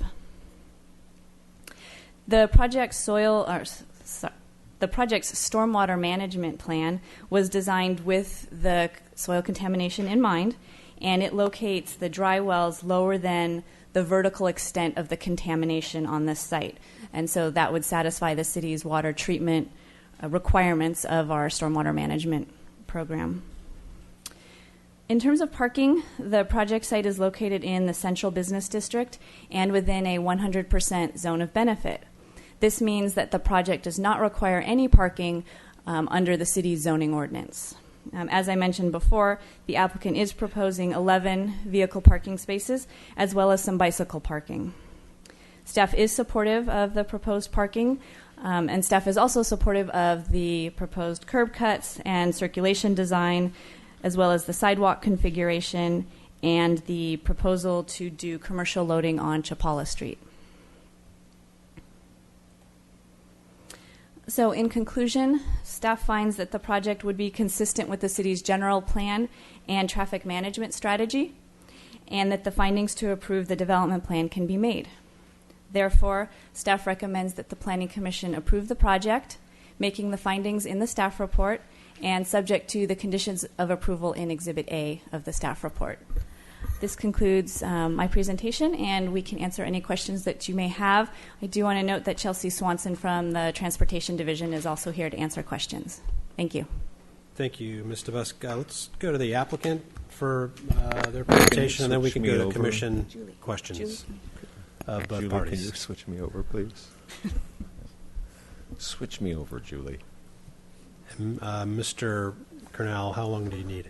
I will go very quick, because I will get to questions, but I just wanted to explain a few quick things. Laura Bernard, by the way, is with me, our project architect. She probably has all the answers to your questions. So we've already gone through the site location. You all are very aware of it, so I'll go quickly through these sites. Obviously, the Korea Hotel, as I always call it, but the Canary Hotel, the gas station, Cata Corner, and the Ralph's across the street. I wanted to point out, there is quite a grade drop between, going down to the corner, which is why we did not put the entrance to the project at the corner because of accessibility requirements. We also obviously did not put in residential because of that covenant. It's interesting that this site could contain, if it went with the priority housing overlay, which it would be capable of, it would get 29 units. 16 if it was the high-density residential. I'm sure you're all happy that this is not an AUD project coming before you, although it would be a great spot for residential uses, although some would disagree with me on that. As was discussed at our site visit, this area, I notice my pointer isn't working, but at the bottom of the screen along Chapala, that's where that taxi zone is now, and that's where staff, transportation staff, would like to see the loading zone. We originally had a two-way driveway coming straight out of the building, but staff wanted as much room as possible for that loading zone, and so they asked us to change that entrance to a one-way drive, which is fine. It certainly works for us and provides a little more landscape opportunity. There was a concern expressed about that radius. There's a normal turning radius for a car, but we could and probably will want to clip that corner a little bit more so it's just a little more easy for a car to come in. This is obviously the first floor plan with the potential retail and then the second floor office. Our direction from the direction from our client is really just to make this building as flexible and adaptable as possible for whatever uses might come along in the future. From my standpoint, I wanted to put an architectural feature at the corner, but I didn't really want a tower per se. I didn't want that, to kind of stick something up very tall. So we've had ample discussions at HLC about this. I originally had a tower with actually a very low slope roof, and they encouraged me to increase the slope of the roof, which I think was a good idea, just so the tile and the finial shows up. But we've had very positive reviews. This is the wall along the city parking lot, and the two trees shown would replace those large ficus that we would remove. We are putting just a couple of small windows in here, which will be special fire-rated windows, just to break up this elevation rather than it just being a blank wall. But those trees will espalier against that wall. And then this is the other property line wall looking basically from the Saks parking lot and the existing ficus that are along there. And then these views from Carrillo, the view from Chapala, and then the view from the corner. So with that, I'll be happy to answer any questions. Commissioner Wiscombe, do you have questions? Thank you, Mr. Chair. I had one question at our site visit. Along Chapala, you talked about putting in tree grates. And I noticed at the existing trees, I don't know, do you have you don't have I the do have the landscape plan, yes. Let me go. You don't need to get it. It's not necessary unless it's a slide. But my only question is, the landscape plan says that these are existing palms and we're going to protect them in place. But there really is no reference that I could find anywhere in the document to the installation of tree grates. I don't think the intent, I could be wrong, to install tree grates. We're just going to have a planter area around them that's large enough for the palm tree. Is that correct? Yeah. So it'll just be a small break in the new pavement to allow the palm to go up. Oh, you're not actually going to install grates? There won't be grates. And this is, by the way... Okay, I misunderstood then. Neither Alice nor I mentioned, but these are obviously both major streets, and as such, the pedestrian master plan calls out for a 15-foot deep right-of-way. So that's one of the things that is occurring, is the building is coming back significantly from the footprint that exists today to create that 15-foot pedestrian zone. Mm-hmm. Okay. Thank you very much. That's the only question I had, Mr. Chair. I'll go to Commissioner Jordan. Thank you, Mr. Chair. So I had the same question, because you definitely said Tuesday there'd be tree grates on those palm trees on Chapala. And so to your point about the 15-foot sidewalk, I guess I would ask you what that becomes on your plan, because I think it starts at 15, but then you're going to take some space there with a planter receptacle for trash kind of thing to protect the things. And then when you walk around the corner, you're 15 feet there, I think, where that tree is. I think the 15 goes all the way into where you have the seats even, but on your landscape plan, you've put a planter around the tree and then another planter next to the restaurant seats, and you end up with, I don't know what you end up with. You'll have the ruler for that, but maybe 6 or 7 feet at that pinch point. Yeah, so the 15 feet goes to that wall where the outdoor seating is. Right. So there's basically a planter area at the curb, and then there's the sidewalk, and then there's additional planting zone that is part of that. So at that pinch point, you end up with like 6 or 7 foot sidewalk, right? 6 foot 2 inches. Oh, yes. Pretty close, huh? Yeah. Okay. And then around the corner, if you don't use a tree grate, what do you end up between? 8 foot 8 inches. Okay. We have of clear sidewalk along there, and then So we I'm going have. to want to talk about that later then. Okay. Not that I'm a design guy, and I'm sure they love me getting there, but then I had another question on those dry wells. Do you have experience with those, Brian, on a project? Yeah, it seems like that's all we're putting in projects The Maxwells? these Okay. days to meet the stormwater standard. So how far down will that have to be sized, the cylindrical part, to get past the contaminated I soil? think it's just 8 feet. Oh, so not very far. Okay. Because they'll actually go quite a ways, I saw on their website. Okay. Okay. And then, so that's okay. I just was wondering if it was like 30 feet or something, and then those then have a process where they have to be hydrovac'd routinely, right? Yes. To get the debris out Well, of them? yeah, I don't know how routine it is. I mean, it could be it could be something that doesn't have to happen for a couple of years. Okay.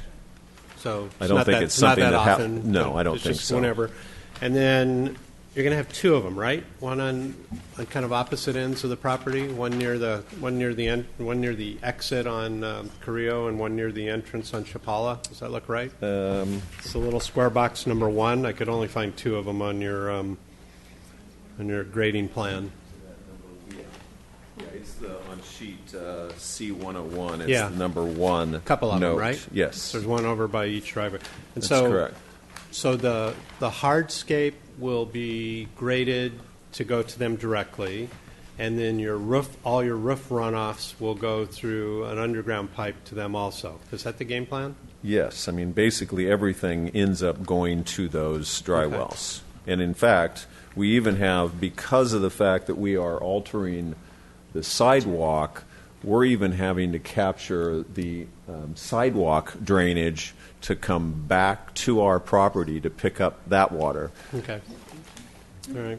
Kind of interesting. And that's all been vetted by Creeks, right, so far? That was pretty much dictated by Creeks because, again, the standard that triggers the Tier 3 is 500 square feet of disruption, and so we were disrupting more than 500 square feet of the sidewalk and therefore needed to have that meet the Tier 3 standard. But literally those 2 cylindrical units capture your entire site's runoff. Capture everything, Yeah, it's hold amazing. it, and yeah. That's I guess the first time I've ever seen those or noticed them. And then You're going to see more. What? You're going to see more. Well, they seem really cool. Yeah. I went to their website and looked at them. They seem pretty cool, pretty versatile. And then I think the conditions or one of the presentations said 3 covered, 2 uncovered bikes. I see the 3 bike lockers. Are the other 2 the ones out in the right of way, or do you have 2 on your property? Yeah. You better invite her up to the microphone. I told you Laura knew Yeah. everything. Yeah, Laura, come on up. I think she should answer the questions. She's much smarter than me. Sorry about that. Yeah, it's the hitching post near the front restaurant seating area. It's the So other 2 out on the uncovered. public right of way. That's the other 2. Yes, correct. Right? Okay. Thanks. And so You want me to stand up? it's not, it's, you've done a ton of these in the downtown area. And so that post, it's only going to take 2. That's it. And the 3 there are would conceivably not be for me coming to visit at your restaurant, the two there.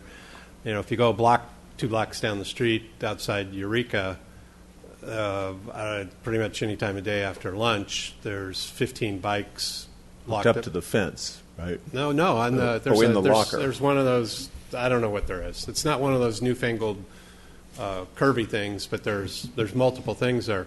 So why would you not have more space for customer bikes or downtown bikes? Oh, you know how we are. We just do the minimum. That's not true, No, because I've seen other projects. I would be happy as long as we can fit them in. Okay, so I'd be I could happy save that to for a do comment more. to look Absolutely. for. Okay, Yeah, I mean, it's just a question of as long as I've got the space to Because I do guess it. if you do a really good restaurant or you do a good wine tasting thing or something, That's a good point. You might see some walk-up traffic, but you might see some cruising bicycle traffic going one place to another. I mean, okay.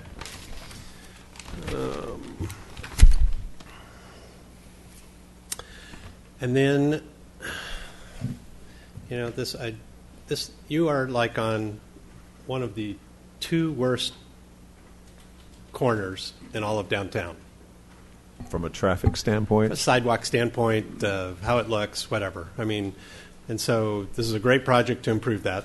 But so that little guy right there that's on top of the apron, will that be what I would call flat, but will that be according to ADA, so a person coming down the sidewalk is not on a slanted driveway apron? Oh, absolutely. Okay. Yeah. Because actually, if I look at your drawings and you show the exit next door on MTD, you're actually showing a flat pedestal there too, which it isn't. It's just it's like it is now on yours. It's just a grade from the street up all the way into the property. Oh, I see. And so same thing on the other exit too, on the exit, that guy right there on Carrillo, that will also be an ADA compliant, quote unquote, flat sidewalk of appropriate width. Guaranteed. Okay, okay, I think that's all my questions. Thank you. Commissioner Campanella. Thank you, Chair. I had questions that Mr. Bailey and Ms. Swenson responded to, but I think I'd like to address them and hear their responses for the benefit of the commission. A concern I had was the entrance off Chapala, the one-way in, because of its close proximity to the one-way out from public parking lot 3 and proximity to also bus movement coming out, which would be the next curb cut over. Concern was visibility to pedestrians. I know this is a little bit of a unique spot, I think, because I come out of the public parking lot 3 a number of times a week. There are people of all ages and flexibility and walking and physical condition that go by with children, with baby carriages, etc. And right now on parking lot 3, the exit, you have to be very careful, but there is signage that tells you to stop, and you're not making a left turn, and there is some visibility waiting for pedestrians to cross. My concern is now you're going to have 3 flows of traffic coming in this case, will be coming into the project within a short distance, and whether that would cause any problems for the pedestrians on the street, considering also that the 2 left turn lanes from Carrillo to Chapala move pretty quickly, and you have buses that are trying to get over from those lanes into a parking position, which may also involve this area in the future. So that was my concern, and a question of why couldn't the in and out for this project be on Chapala Street from the Saks entrance to their parking lot down to the corner is red curb for better visibility coming in or going out, and also there's less pedestrian flow along that block. So that is my question, and I'm wondering if, Ms. Swenson, maybe you can give me a response to that question. Thank you. Sure. Chair Higgins and Commissioner Campanella, Chelsea Swanson with Transportation Planning. So when we looked at site access that was proposed for the project, and we took into account all of the things you just discussed, the pedestrian visibility and safety, what's happening next door with Lot 3 and the MTD. It's a very busy area. And then, again, just how the circulation would work to get to and from the site. One of the main reasons we don't feel that access should be limited to Carrillo Street is because we anticipate traffic to the site to come from the freeway, and in order to get to that driveway, you'd have to circulate around the block, head north on Chapala, go to State Street, cross State Street, come back, and head west to enter the site. So back to the pedestrian safety issue, you'd be looking at crossing about 3 more high pedestrian volume crosswalks to get to the site versus just crossing the Chapala-Carrillo intersection and making a right in. So from that standpoint, I think it's a better location for pedestrian conflicts. We also looked at minimizing the curb cut width, which reduces potential for conflicts on both frontages. So the driveways are going to shrink in half or more on both frontages from what's existing. That reduces the overall conflict point. It's more comfortable for pedestrians to cross a shorter driveway. The one-way in aspect, in discussing a little bit with Derek Bailey, and he said the visibility should be good for seeing pedestrians for right turners into the site because there's about a 30-foot distance from the travel lane, from the left edge of the travel lane to where pedestrians will be. So good visibility, having the commercial loading zone there, it'll actually be free, more than if it were just on-street parking, so that should provide some more visibility at certain times. And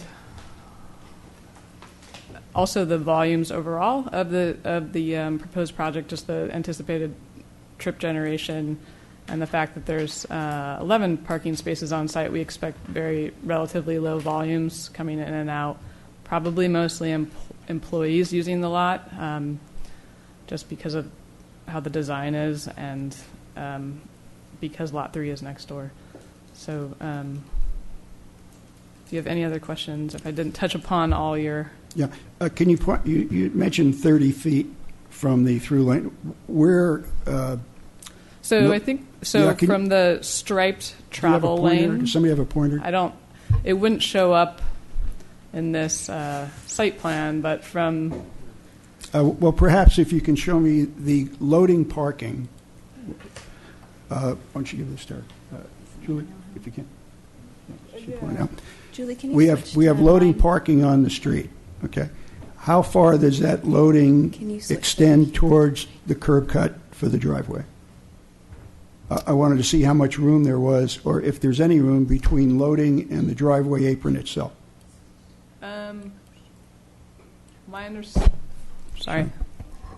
My understanding, and I can follow up, and we will be working with Derek's group on this, is that it would go up to the cut.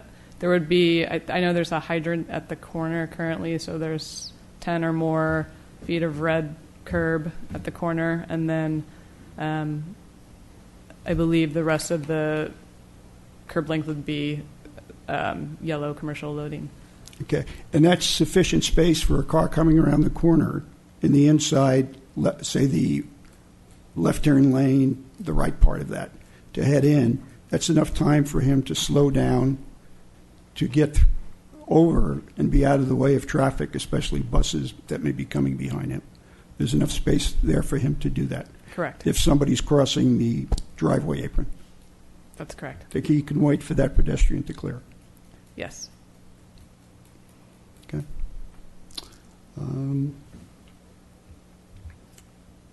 Okay, that was my major question. Thank you. Commissioner Schwartz. Thank you, Mr. Chair.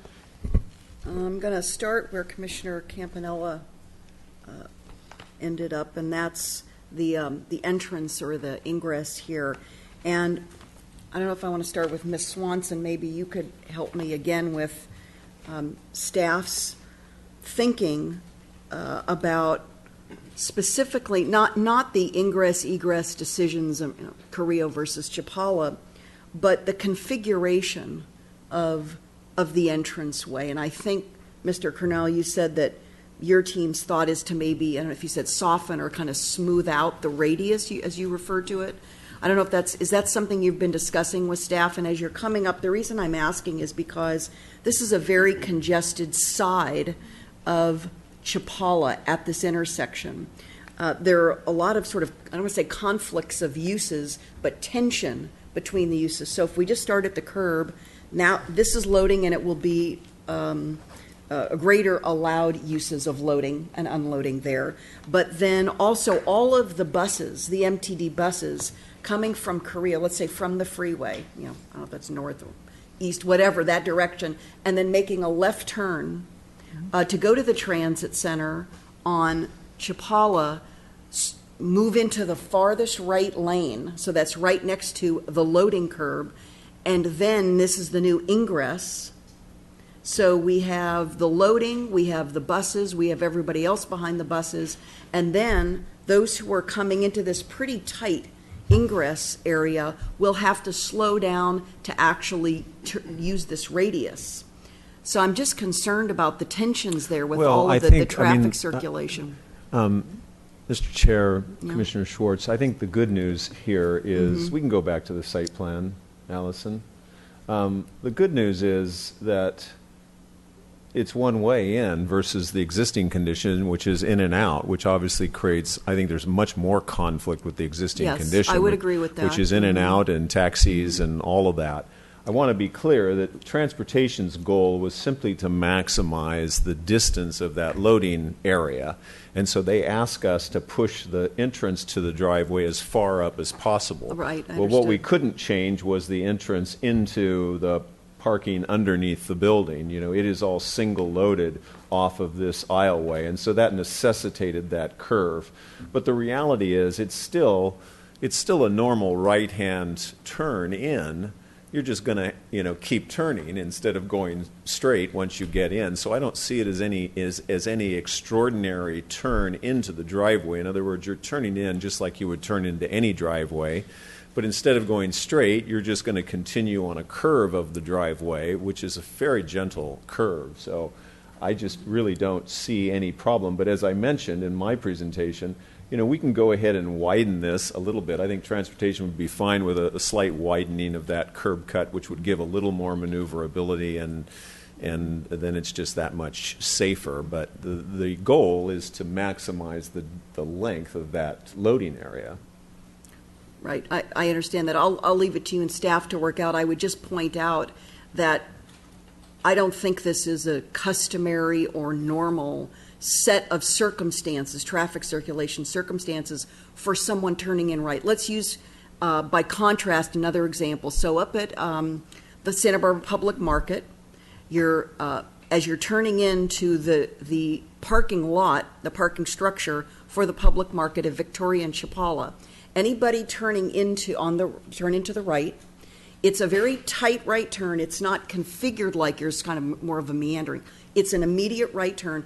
All those cars have to slow down. I see it regularly and have had to do it myself before turning in, which means any cars behind them have to slow down too. And there are no buses. Well, no, I think that's actually, if I may, I think that's a more dangerous situation because indeed there is no activity along the curb. In other words, the travel lane is right there along the public market on Chapala. So you do have the problem that somebody is driving up Chapala right behind somebody that's turning in. In this case, I think the loading zone itself provides a bit of a buffer for cars that are behind the car that is turning in. It gives again, I'll let you and your team in traffic circulation work that out. There are a lot of uses here that I think we just want to study carefully, and it sounds like you've begun to do that.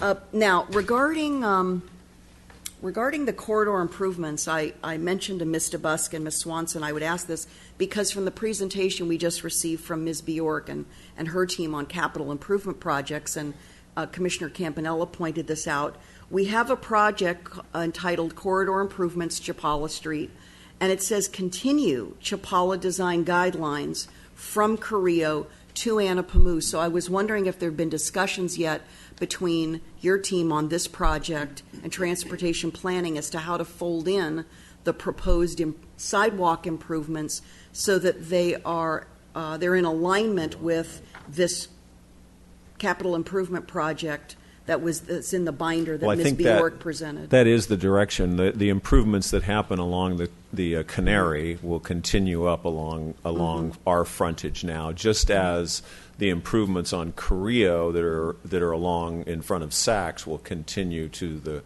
corner.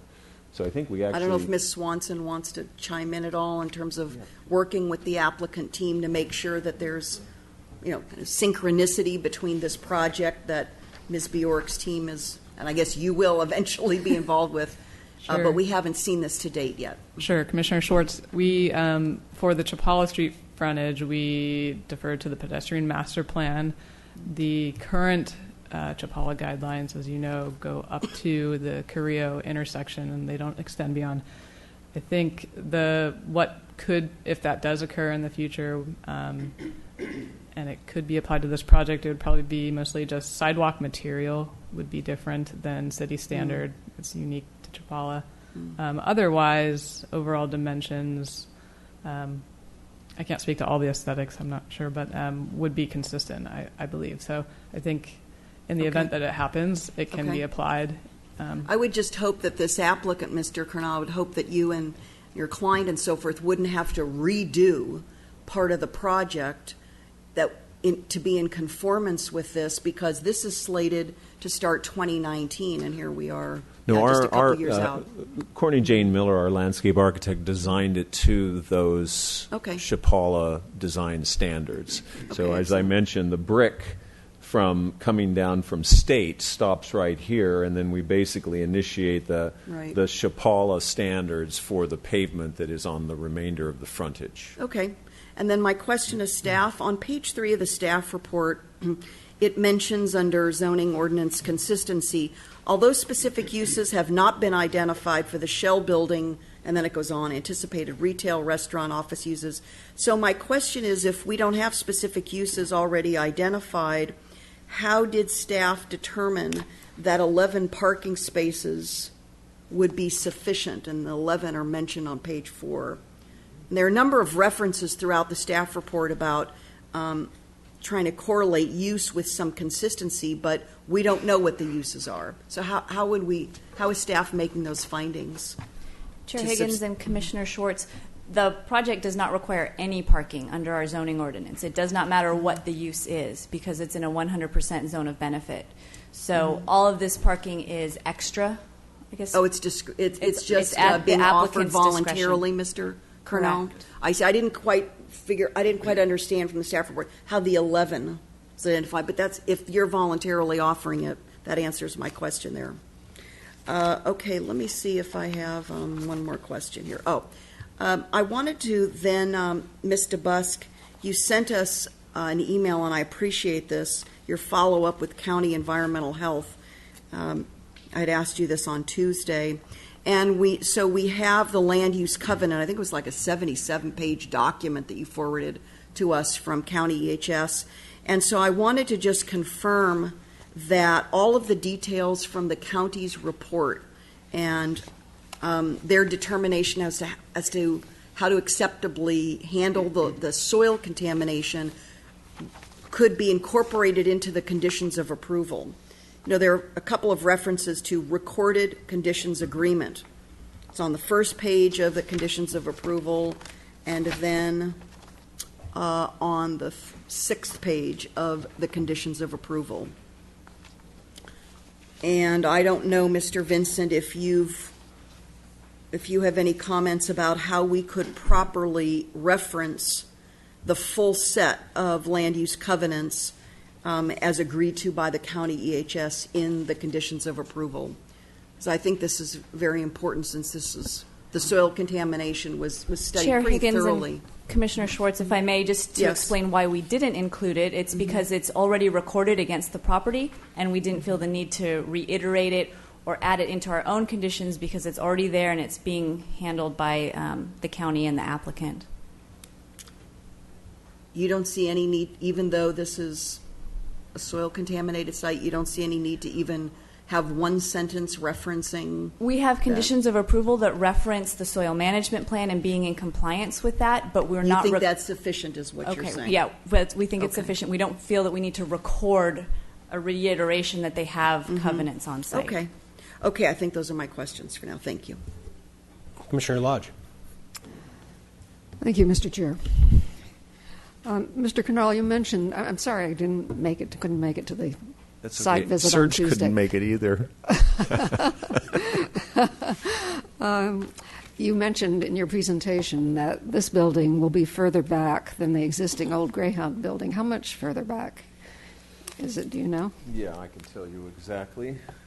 And by the way, one of the things, Commissioner Lodge, that I haven't that I haven't mentioned is that because of the circular configuration of the corner, it's actually even more. So we have 18.5 feet now that it will be from the corner, and the existing condition is 8 feet. Oh, wow. And so along Chapala, the existing condition is 10 feet, and it increases to 16.5 feet. And then likewise along Carrillo, the existing condition is about 12 feet, and so it will increase to that 15 feet dimension. So it's Okay. quite an increase, which will be nice there. It at will that be corner. very nice because the building that's there is just sort of right in your face, right up against the back of the Exactly. sidewalk. Excuse me, Commissioner Lodge. So, Brian, is that reflected on? That's on, those dimensions are on sheet A100. I don't have the existing dimensions, but basically the building is built right to the property line, and you can see that from. You can see that on you can Exhibit see C? that on C001 shows the outline of the existing building, which you can see is right on the property line. And A100 also shows the outline of the existing building. It's a dashed. You can see it's a dashed line. Okay, and then I had a question about the ficus that are being removed. They are just too far over the property line to fit with the building. Is that, or is it? Are they going because Well, of I their think- habit of raising asphalt and so on? Well, we would damage those trees with the excavation necessary for the new footing.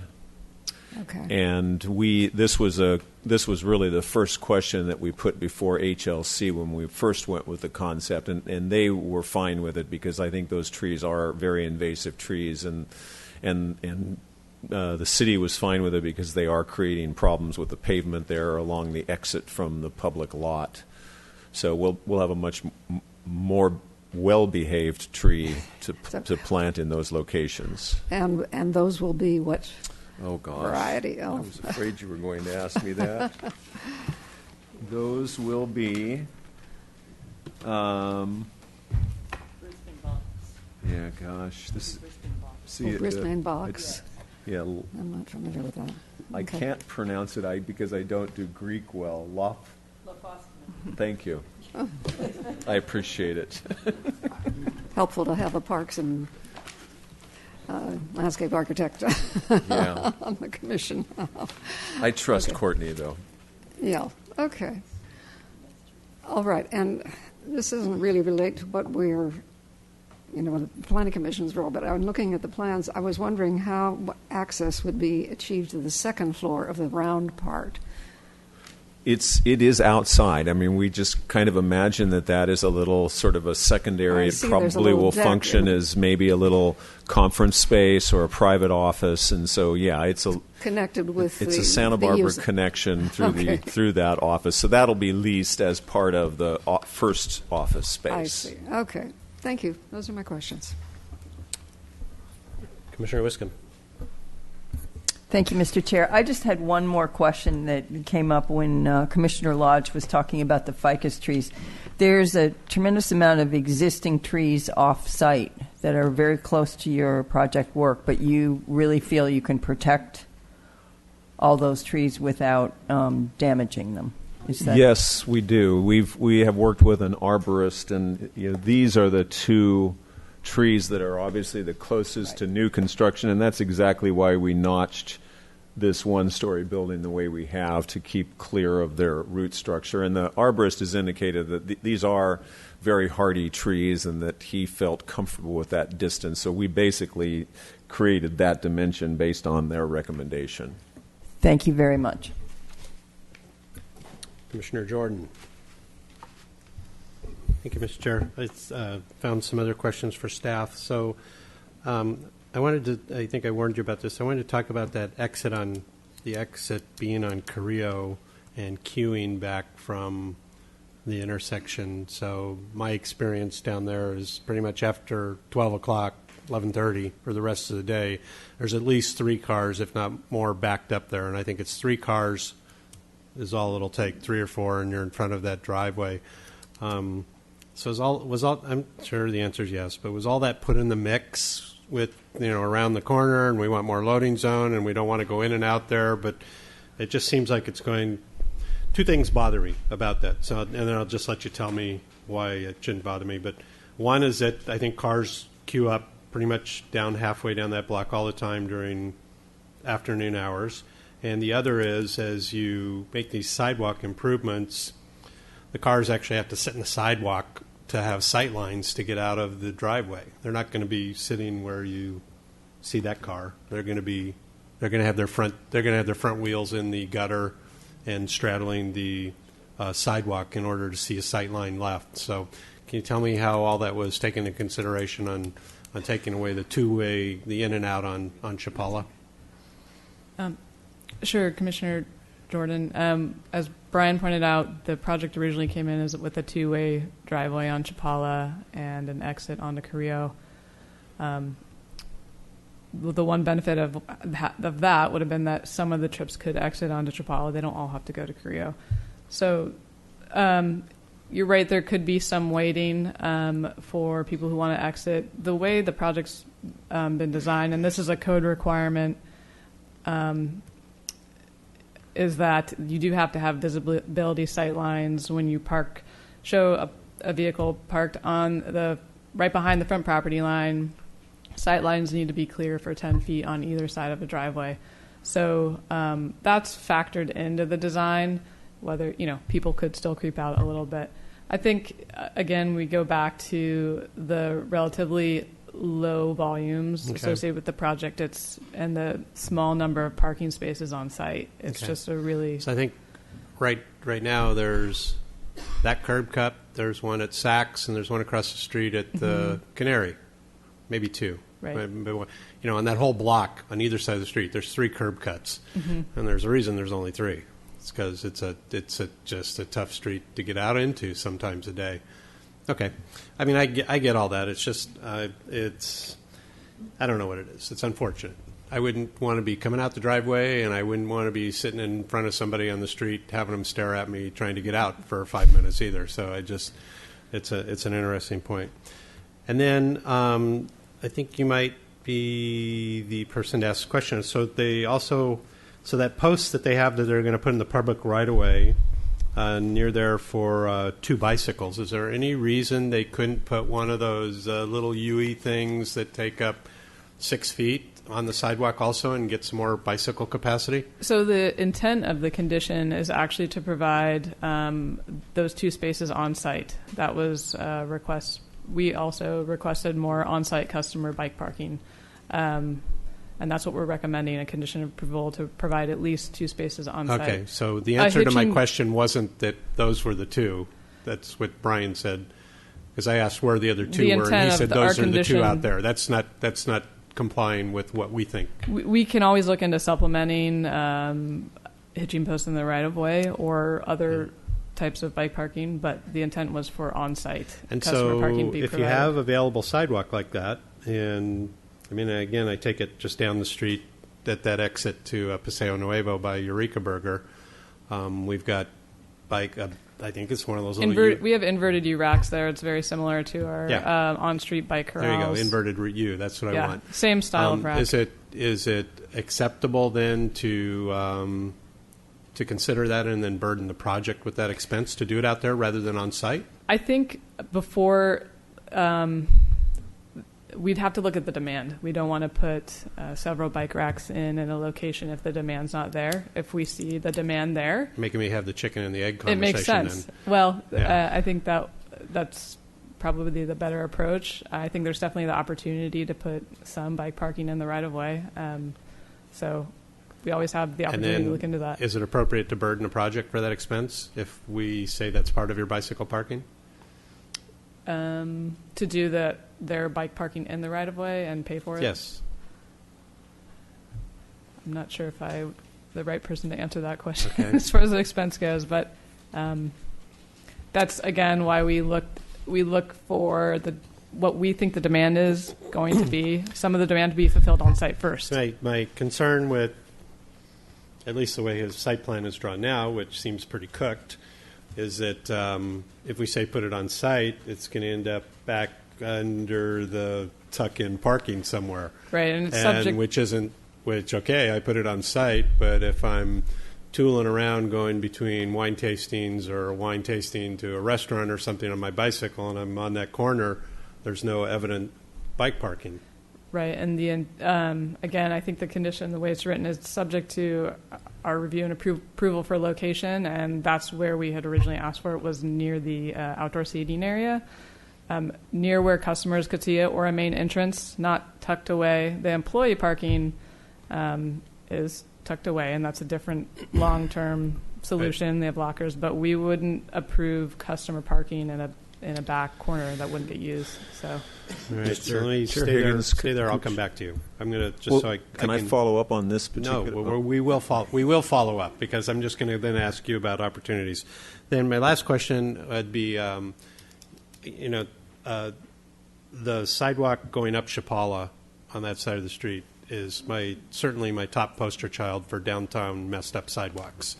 As you head up past just this property, but that's going to be fixed. Then the city parking lot exit, the entrance for the bus thing, the exit for the bus thing. If you lay down on the sidewalk and you look up there, it's like it's just terrible. Normal people who can walk have trouble going up and down that sidewalk. So there probably was, on funded or unfunded, that's in that silly binder. Is there a CIP project to make those improvements going up and down the street so that you at least have a pedestrian path that's flat as you go up the street? Commissioner Jordan, I'd have to follow up with you on that. I don't know of one that is planned for that corridor currently in CIP. Okay, Brian. So, what would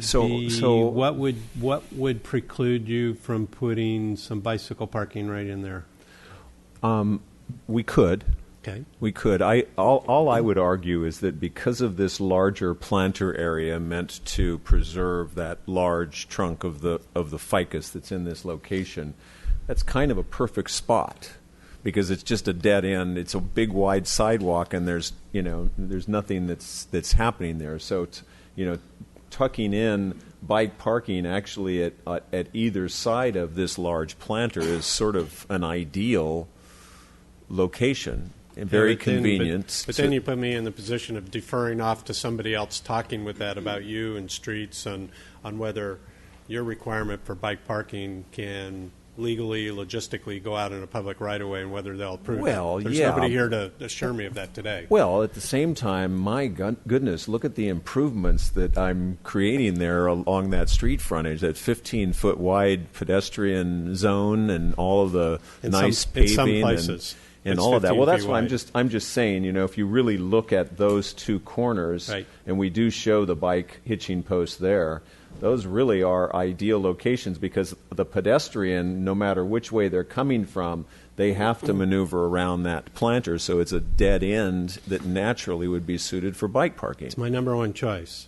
that I don't sense that I'm getting anywhere with my number one choice. So because of staff, you mean, or yeah, I don't think there's anybody here today who can say that that's a viable choice to put capacity out there on the sidewalk for 6 or 8 bikes, and will agree to that. I don't see anybody looking up and wanting to jump on that. So how about I'm pretty convincing sometimes. I'll talk to them. What's happening right here that you couldn't put a bike rack? Is that a walkway? Well, yeah, there I can't because that is my pedestrian access back to the elevator from the street. So I really can't put anything there. And does that have to be separate from your driveway, Absolutely. even though they're on the same plane? Absolutely. And it can't actually. It cannot be on the same plane. It has to be separated by a curb or by 3 feet of truncated domes, which I really don't want to put all along that driveway. Okay. So yes, I have to have that as access to my elevator. So I guess I'm going to have some comments on that, and then we'll leave them for that. I guess while I have you up there, Brian, my other question would be, is why does that tree thing on Carrillo have to be a planter? Why can't that also be a tree grate? Or why couldn't that be a tree grate? Because I haven't found an also tree grate yet around the corner. But I am guessing it could be a tree grate Okay. if that was the commission's desire. Okay, so I could talk about that later. Sure. It could be possible. It's an existing tree, I understand. Yeah, I mean, there's some root issues apparently with those palms, but I would think that we could find something, and so as long as we are given flexibility, because I guess the question is the size of the trunk and whether I can find a tree grate that will capture all of that root structure of that existing tree. Right, but, you repeatedly tell me, hey, I'm offering you 15 feet of sidewalk, but not really. You're offering me 15 feet of sidewalk in one section, 15 feet of sidewalk before I hit the driveway, and then 15 feet of sidewalk on the other side. I'm offering you the mandatory, from the pedestrian master plan, the mandatory 15 feet of the pedestrian zone, right, which always includes a frontage zone and a planter area. It's not all Well, not necessarily. intended. We could talk about planters. Well, Right. no, it prescribes it. Go ahead, Chelsea. Commissioner Jordan, if I could chime in. So the pedestrian master plan for this right-of-way width calls for a 6-inch curb, a 4-foot tree well or planter, and 8-foot sidewalk, and then a 2.5-foot frontage zone, which typically is provided on private property, so behind the back of sidewalk. In looking at this, and I think there's been some maybe details that have slightly changed through the SWIMP challenges, because that we might have to work through to get that 8-foot wide sidewalk corridor width. That's the intent, is to have 8 feet wide clear. Okay. There is flexibility in the pedestrian master plan, but on both frontages, that's the through area, and then it's usually 3.5 to 4 feet of planter between the curb and the sidewalk, and then the back of sidewalk is the 2.5 feet. So that's the intent. Is that a guideline? It's a recommended minimum. Okay. So we, in transportation, would like to see an 8-foot through zone on the frontages, and that was what the. But if we could get a 12, that'd be better. I mean. No, 8 No? feet would meet the intent, and then Okay. you have this area that's closer to the curb that is usually trees or some sort of landscaping, or sometimes hitching posts, All or right. it's I'll- occupied by other things. I'll save for comments, I guess, but like just one flippant comment right there. In most of downtown, that section becomes a trash can now. When you have these sections for trees, cutouts for trees with dirt in them, they're a trash receptacle for most of downtown. And so I get the intent, but when you apply the intent to what happens 1 year, 5 years down the road and look around, that's not what's happening. And so, my poster child for success is the front of La Arcada on State Street, is the trees anywhere in the sidewalk with the grates over them. So you basically have a 15-foot sidewalk, but with trees interspersed, but you're only losing your pedestrian capability for the diameter of the tree. Right? Does that make sense? Right, and we would include that gray area. I'll have I guess I'll have some more comments when comments are due. Okay. Thank you. May I comment if you on- could quickly, so we can Just quickly, wrap I up. mean, the reality is that is exactly what we're doing. These openings there are designed for the existing trees that are in that location. We don't call out grates, and again, we may have problems with grates because the diameter of the existing palm tree may in fact be too large.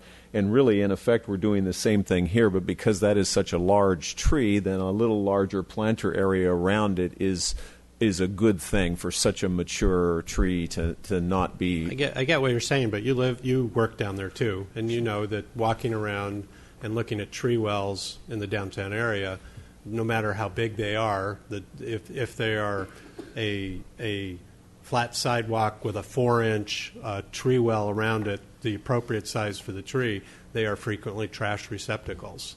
And so, don't make me go get pictures. Well, no, it's fine. I mean, I will tell you that okay, since I walk Serge, he enjoys those little planter. Yeah, right? But I think I'll have some comments that I think will help. You sure? Okay.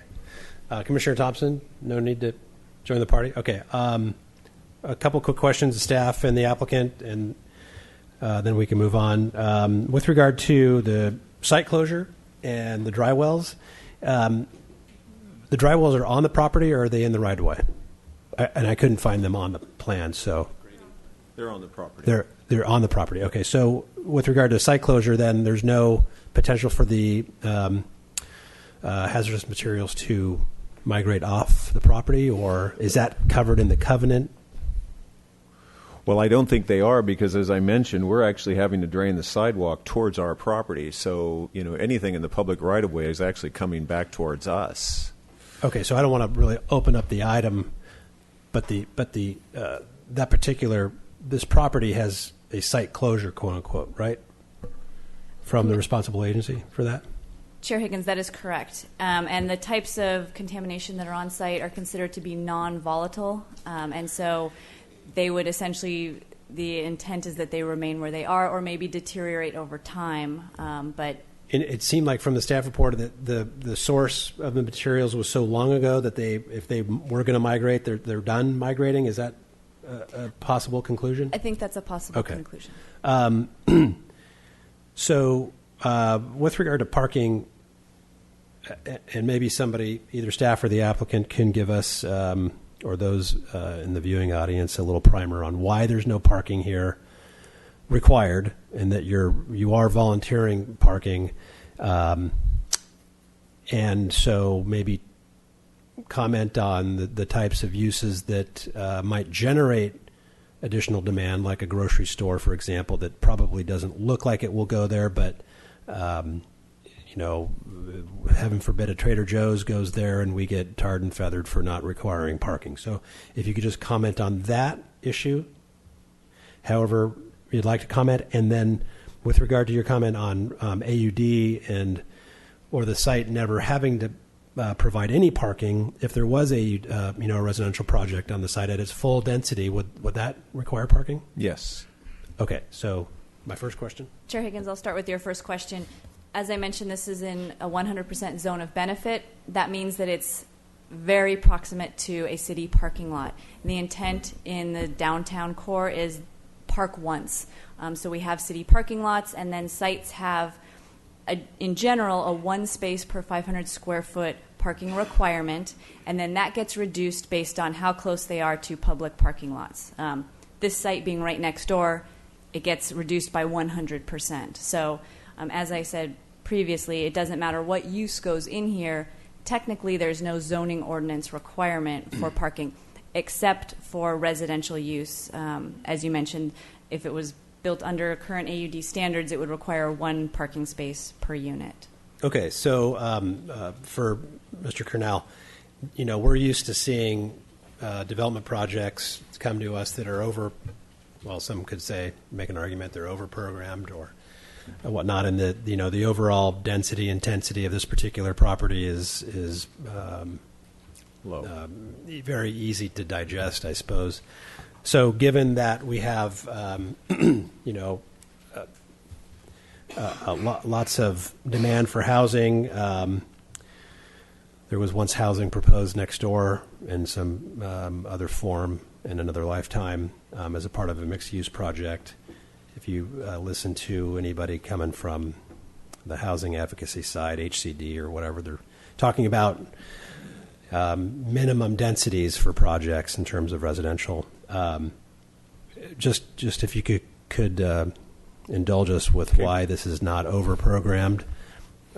Well, I think, first of all, the owner did not want to go through whatever the steps would be necessary to try to remove that covenant from the property. And there would be some probably involved process where they would actually have to find whoever was the original source of that covenant and convince them somehow to lift it. And I know it's been done. I mentioned this at the site visit, but this particular owner just is not interested in that. And I have to respect that. Believe me, we talked at length about having housing on this, and it really came down to that one issue of just, I don't want to deal with it. I am not willing to deal with it, and that's where it is. I will tell you that we've had discussions and will continue to have discussions, because it's very important to me. If a building is truly sustainable, it is very flexible.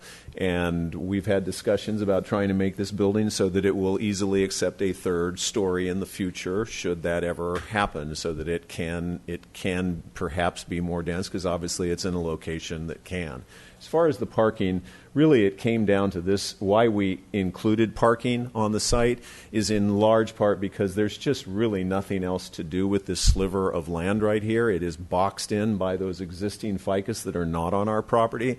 If I were to have a building there, I would have to set it back at least 10 feet, probably all the way around, to have adequate light and ventilation per the building code. And so you'd end up with this very long, narrow little building that I don't even know how I'd bring it down to the ground. So it just became, look, let's just forget the finger, leave the parking there, leave it just as it is with the wall that's there, and we'll have a little extra parking. And I think the likelihood for the parking is that it will in fact be employee parking for the offices on the second floor is the most likely use of that, which means I think it reinforces it's going to be low volume.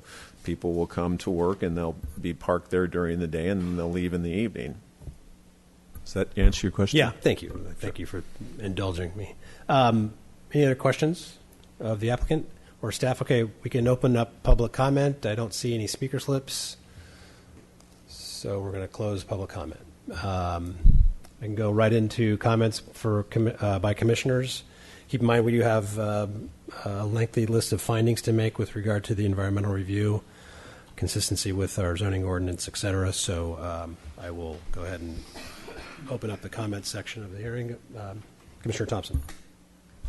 Thank you. I think this is a good project, well designed, as the reports from the HLC would indicate. They found it very well designed and they were happy with it. It's on a very important corner on the primary entry corridor into the downtown area, so I think it's something that we have needed on that corner for a long time, and I'm happy to see it moving forward.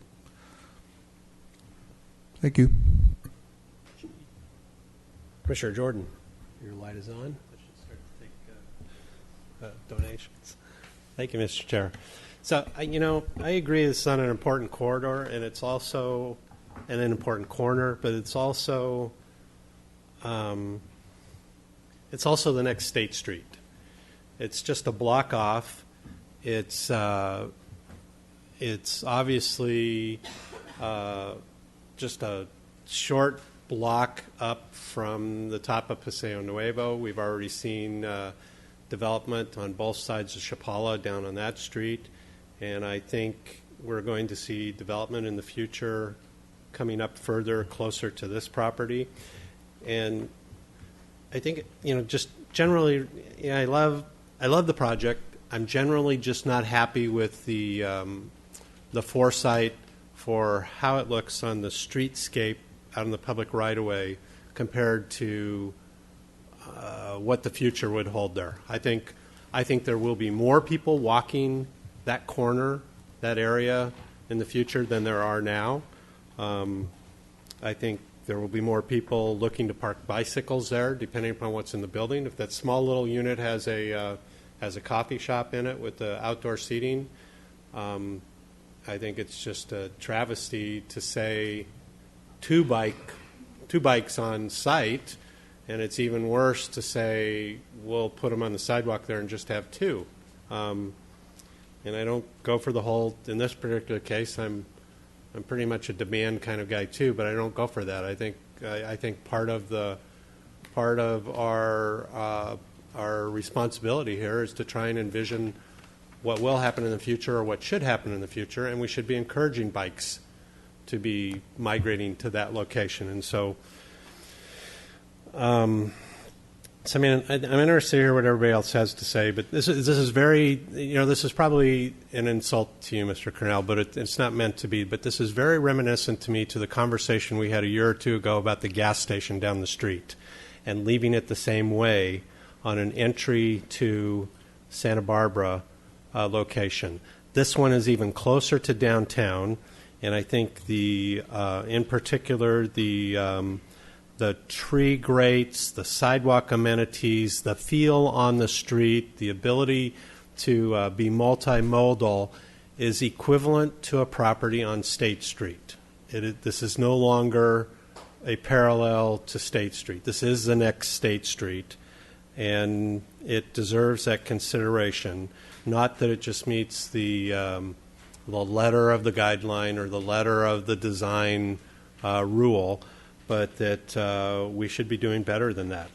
So, in particular, I think the sidewalk on Chapala should be fully protected so that somebody can walk up and down that those little planters, as described around the base of the trees, don't just become receptacles for trash.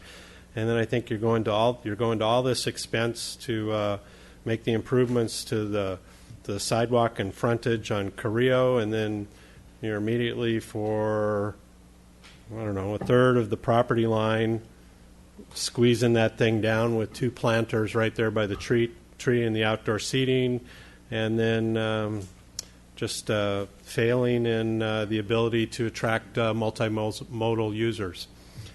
If you get me off of those points, I have nothing but high marks for the rest of the project. So I'll be interested to see what everybody else says, but I'm interested in seeing some improvements in those areas. Thank you, Mr. Chair. Okay. Commissioner Jordan taking the long view. Commissioner Campanella. Okay, I think it's a fine project. I agree with the comments by HLC. They were very happy with it, the way it was designed. I also agree with Mr. Jordan. I mean, from Eureka Burger to the Chicken Ranch, maybe. I don't know where outdoor dining is or the ability to gather along this corridor. It's really Eureka's the next one, and then I don't know what would be next. I can't think of one until you up through the residential area. Same thing on the other side of the street. I mean, De La Guerra on, there's no really outdoor or pedestrian-friendly location, unless I'm missing something. So I think it's incumbent that this provide a gathering space in the best way possible. And I agree, bike parking, because of situations with traffic, the more cars you can keep from using this, the better. And if you go to gather, it's going to be foot traffic and bikes. So I would see, that this is really a good utilized area in front, and utilized not only from the ability to gather, but also to park your bikes. And I think it is deficient. So I don't know what suggestions to make, but perhaps some of the suggestions Mr. Jordan made, and I don't know if it's 10 bikes or 15 bikes or something, to help utilize. You've got, how much, 821? It's about 4,500 square foot of space. I know you have outdoor dining, but there's going to be a lot of utilization on the inside as well. So there's a lot of people that can use this space despite the fact that parking isn't required. Alternate forms of transportation certainly has to be encouraged. You do have the bus station there, which also is going to draw people. But I think looking at that outdoor area to provide more of a gathering spot on a real void few blocks, and the bicycle parking is important. The other item is we've gone through the ingress and egress.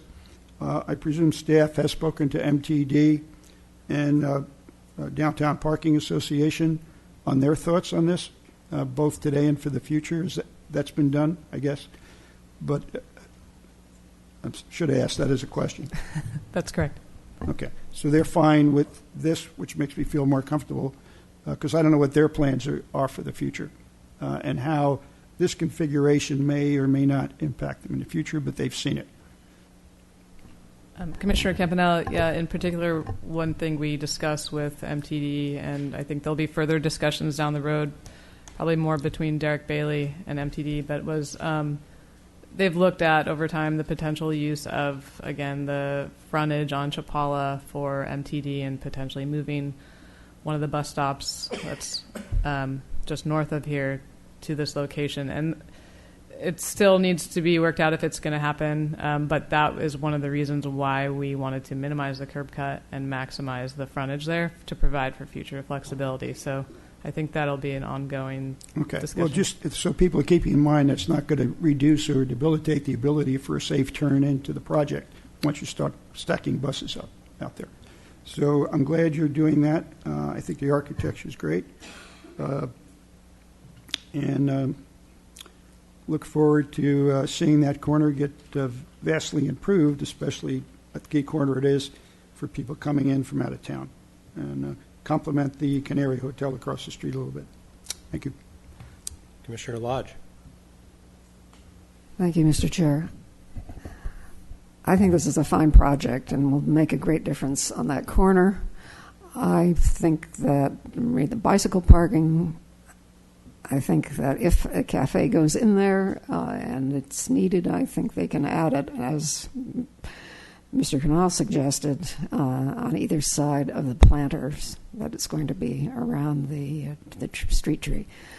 I personally would rather see more greenery in the form of plants. I know they don't always get maintained as well as they should, but I'd rather have the opportunity for the plants to be there.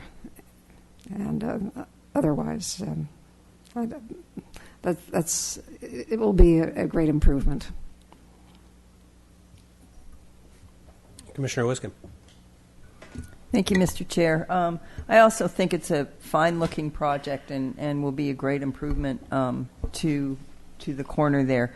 I appreciate the added parking and the sidewalk, the dedication sidewalk to increase the sidewalk space on Chapala.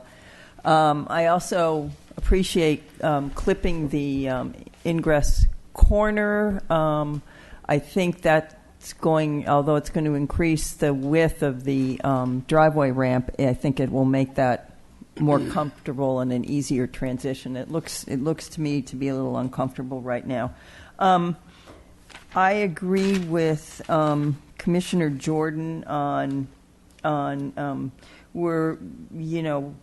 we have an opportunity here to provide an area for alternative forms of transportation, and I think that first of all, I appreciate Commissioner Jordan for backing me up on the tree grate at the site visit, because that's what tree grates provide: walking space. Tree wells do not, because they become, it rains and they get soft soils and they become compacted and then they become holes.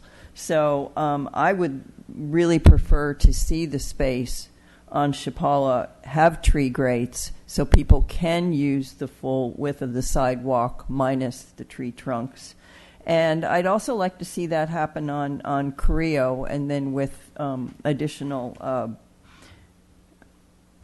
bike racks per city standards to wherever they're put, to encourage people to, at least people that do ride bikes, they're not frustrated by a place to park their bikes safely. And although I do like the plantings on Carrillo around the around in the parkway, I think that space could be better utilized. That to me is a pinch point there with the plantings, and I would like to see that more pedestrian friendly, which would mean probably adding a grate. It may have to be a specially fabricated grate for the dimension, the diameter of the trunk of that tree. But I think that would be important, and that would give a much greater pedestrian walking space than on Carrillo also, and not create such a pinch point. But other than that, I think it's a very fine-looking project. Thank you.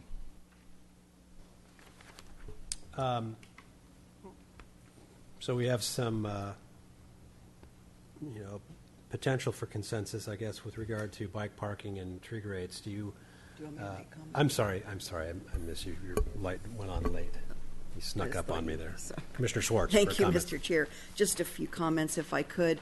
I will be supporting the findings that we need to make, both the environmental review and the development plan findings. And additionally, and this, as you can tell, it came out of my inquiry about the radius of the ingress of the driveway, and I would like to see the applicant team work further with staff to widen that. I think that will improve the safety issues that I was asking about.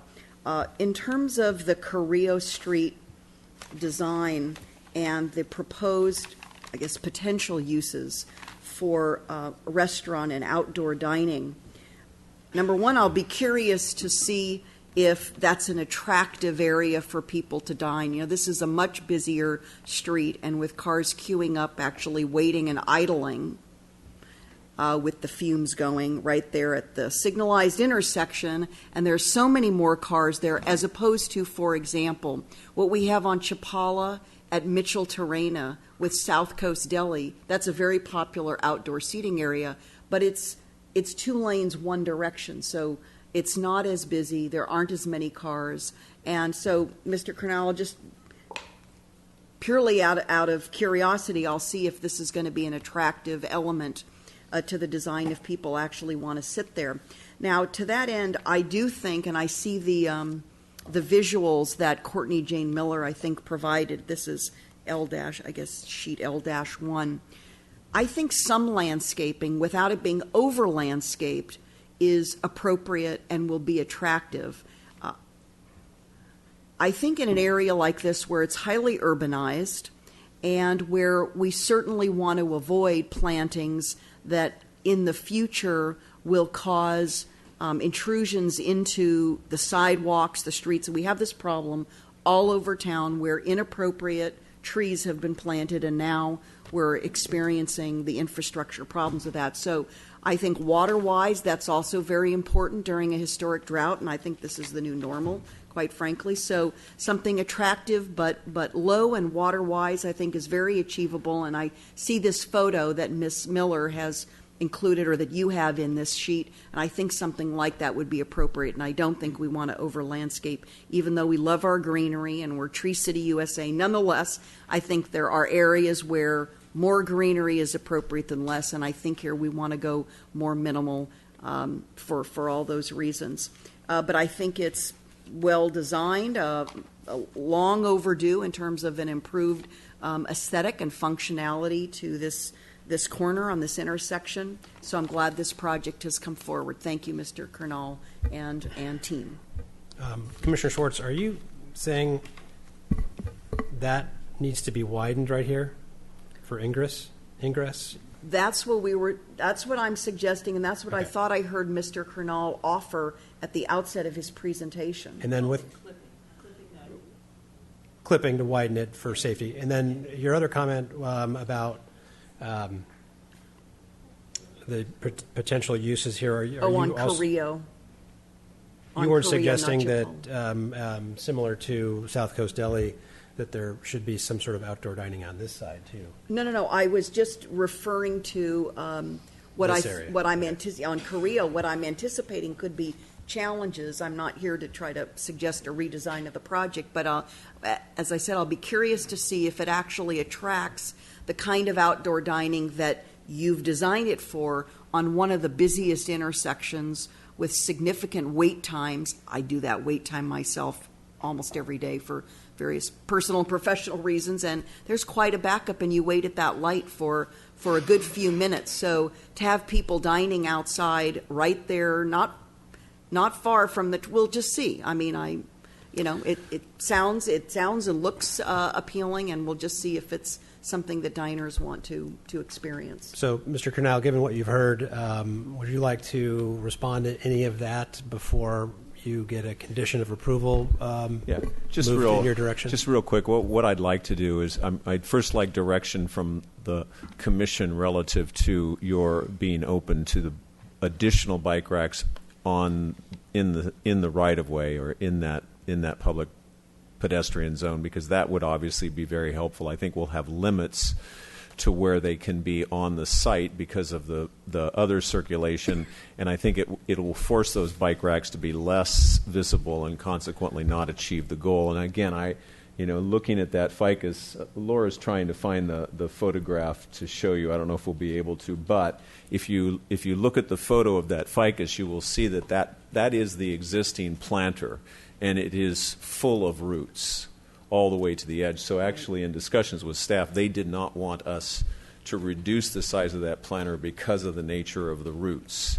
And Mr. Canal, you're not talking about any bicycle parking on the right-of-way on the Chapala side? Well, I think there is room. I mean, Okay, for so instance, that's your between, question. either Chapala or Carrillo. I mean, I definitely think on either side of that ficus on Carrillo makes sense, and I think potentially between the palm trees on Chapala could make a logical location for, safe bike. No? You don't agree? Well, I mean, I think those could be locations, but those what I would propose is this. Picture the Pacific Beverage Budweiser truck parked right up against the curb, and the guy trying to load and unload in front of a bike rack. Well, he's not going to. I don't think he'll necessarily be loading, unloading between the trees. But anyway, what I would propose is that the direction from you is obviously to get more bike parking. I understand the comments relative to the improvements, but I just want to stress that we are improving. We're using the brick sidewalks to match State Street on a portion of the frontage, and we're doing special scored concrete per the Chapala guidelines on the other frontages. So I think it is, in fact, meant to bring that sensibility, that State Street sensibility to the project. But I would propose that we work with HLC on these particular items. Do you have it? Yeah. Can you turn us on, Julie? Let's see if this works. The miracles. So you can see why staff wanted us to keep that planter area as is and not disturb it. So that's what we've got. I mean, making a tree grate for that is going to be a challenge. So can you go back to the site plan? Well, maybe we ought to go back to Allison for the site plan. But when you're looking at that, what your site plan ends up with, though, is the sidewalk is not improved as any more than when you look at it now, because you would put a planter where the front of that building is, correct? That is correct. Yeah. Okay. That is correct. But that I will tell you that is an opportunity that I'd be willing to explore, is to, in fact, widen the sidewalk there. I don't know whether I'd get into encroachment permits and all of that, but it's we could reduce that planting and increase the width of the sidewalk beyond the property line. I mean, we're already obviously improving the frontage zone beyond the property line. And I'm sorry, I may have missed. You're not able to put any more bike parking here? I think I could probably put some there. Yeah, I mean, in lieu of the landscape, I can put it there. And so all I'm saying is that instead of us trying to figure out where the bike parking goes, the direction and conditions from the Planning Commission would be to increase the bicycle parking. And as long as you would be open to some of those spaces being on the right-of-way, which would be my hope, then we'll figure out where to put them. Commissioner Jordan, do you have a number in mind in terms of number of bike parking spaces so we can give a better direction?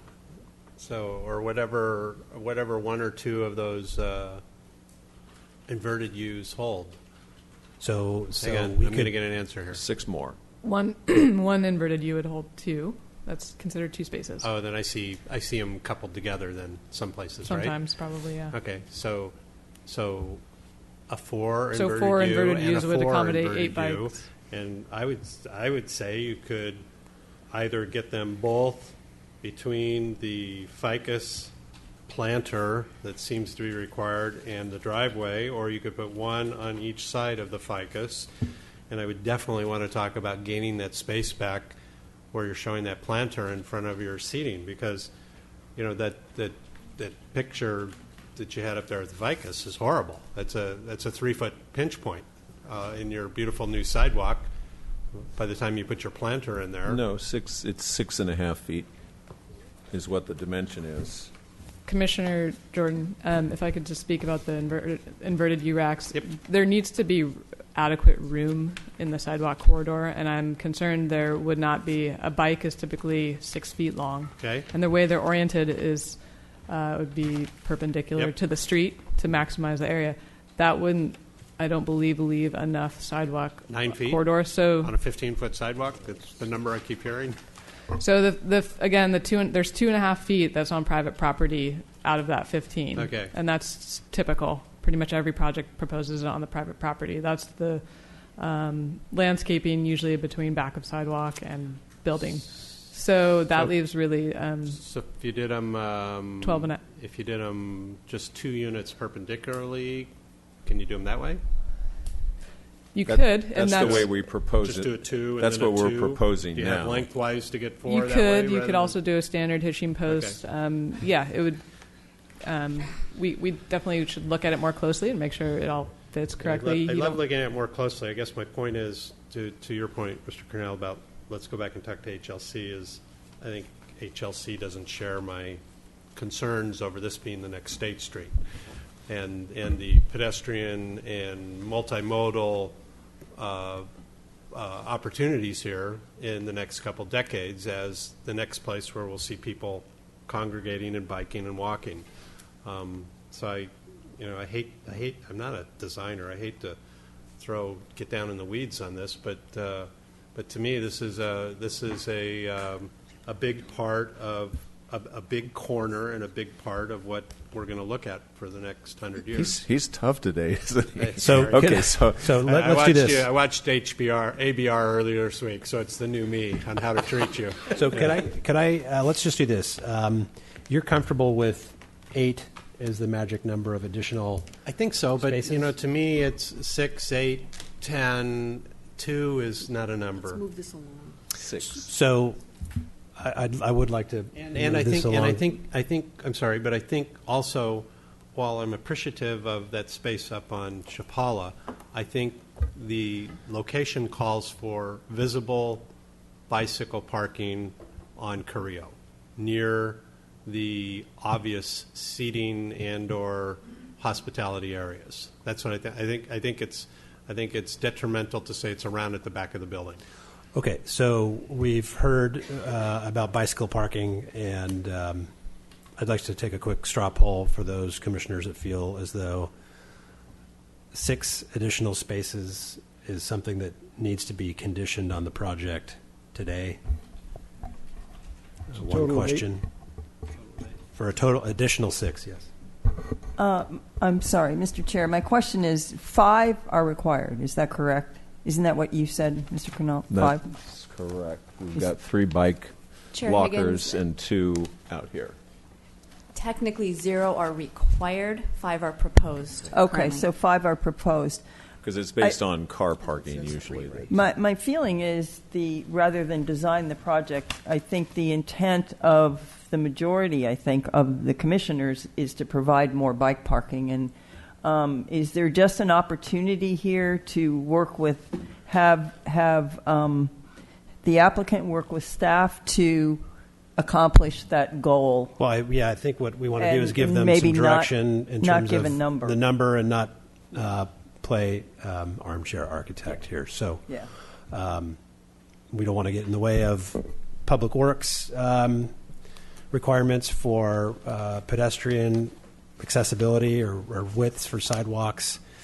There seems to be some room. There may be some room on site. So could we take a quick show of hands? Those that feel 6 is the additional 6, either on site or in the right of way, is the magic number to move this along? Mr. Chair, I'm ready to make a motion if you'd like to consider that before we do a straw poll on something, but it's up, obviously. It's your- Let's just take a quick straw poll because I haven't made my comments. Okay. On site or in the right of way? 6 additional. Anywhere on site. Additional 6. Show of hands. 2. Okay. I'm going to come back to Commissioner Jordan in a minute. I'll let you do that in the form of a motion, I think. Let me make my comments real quick, just with regard to the overall project.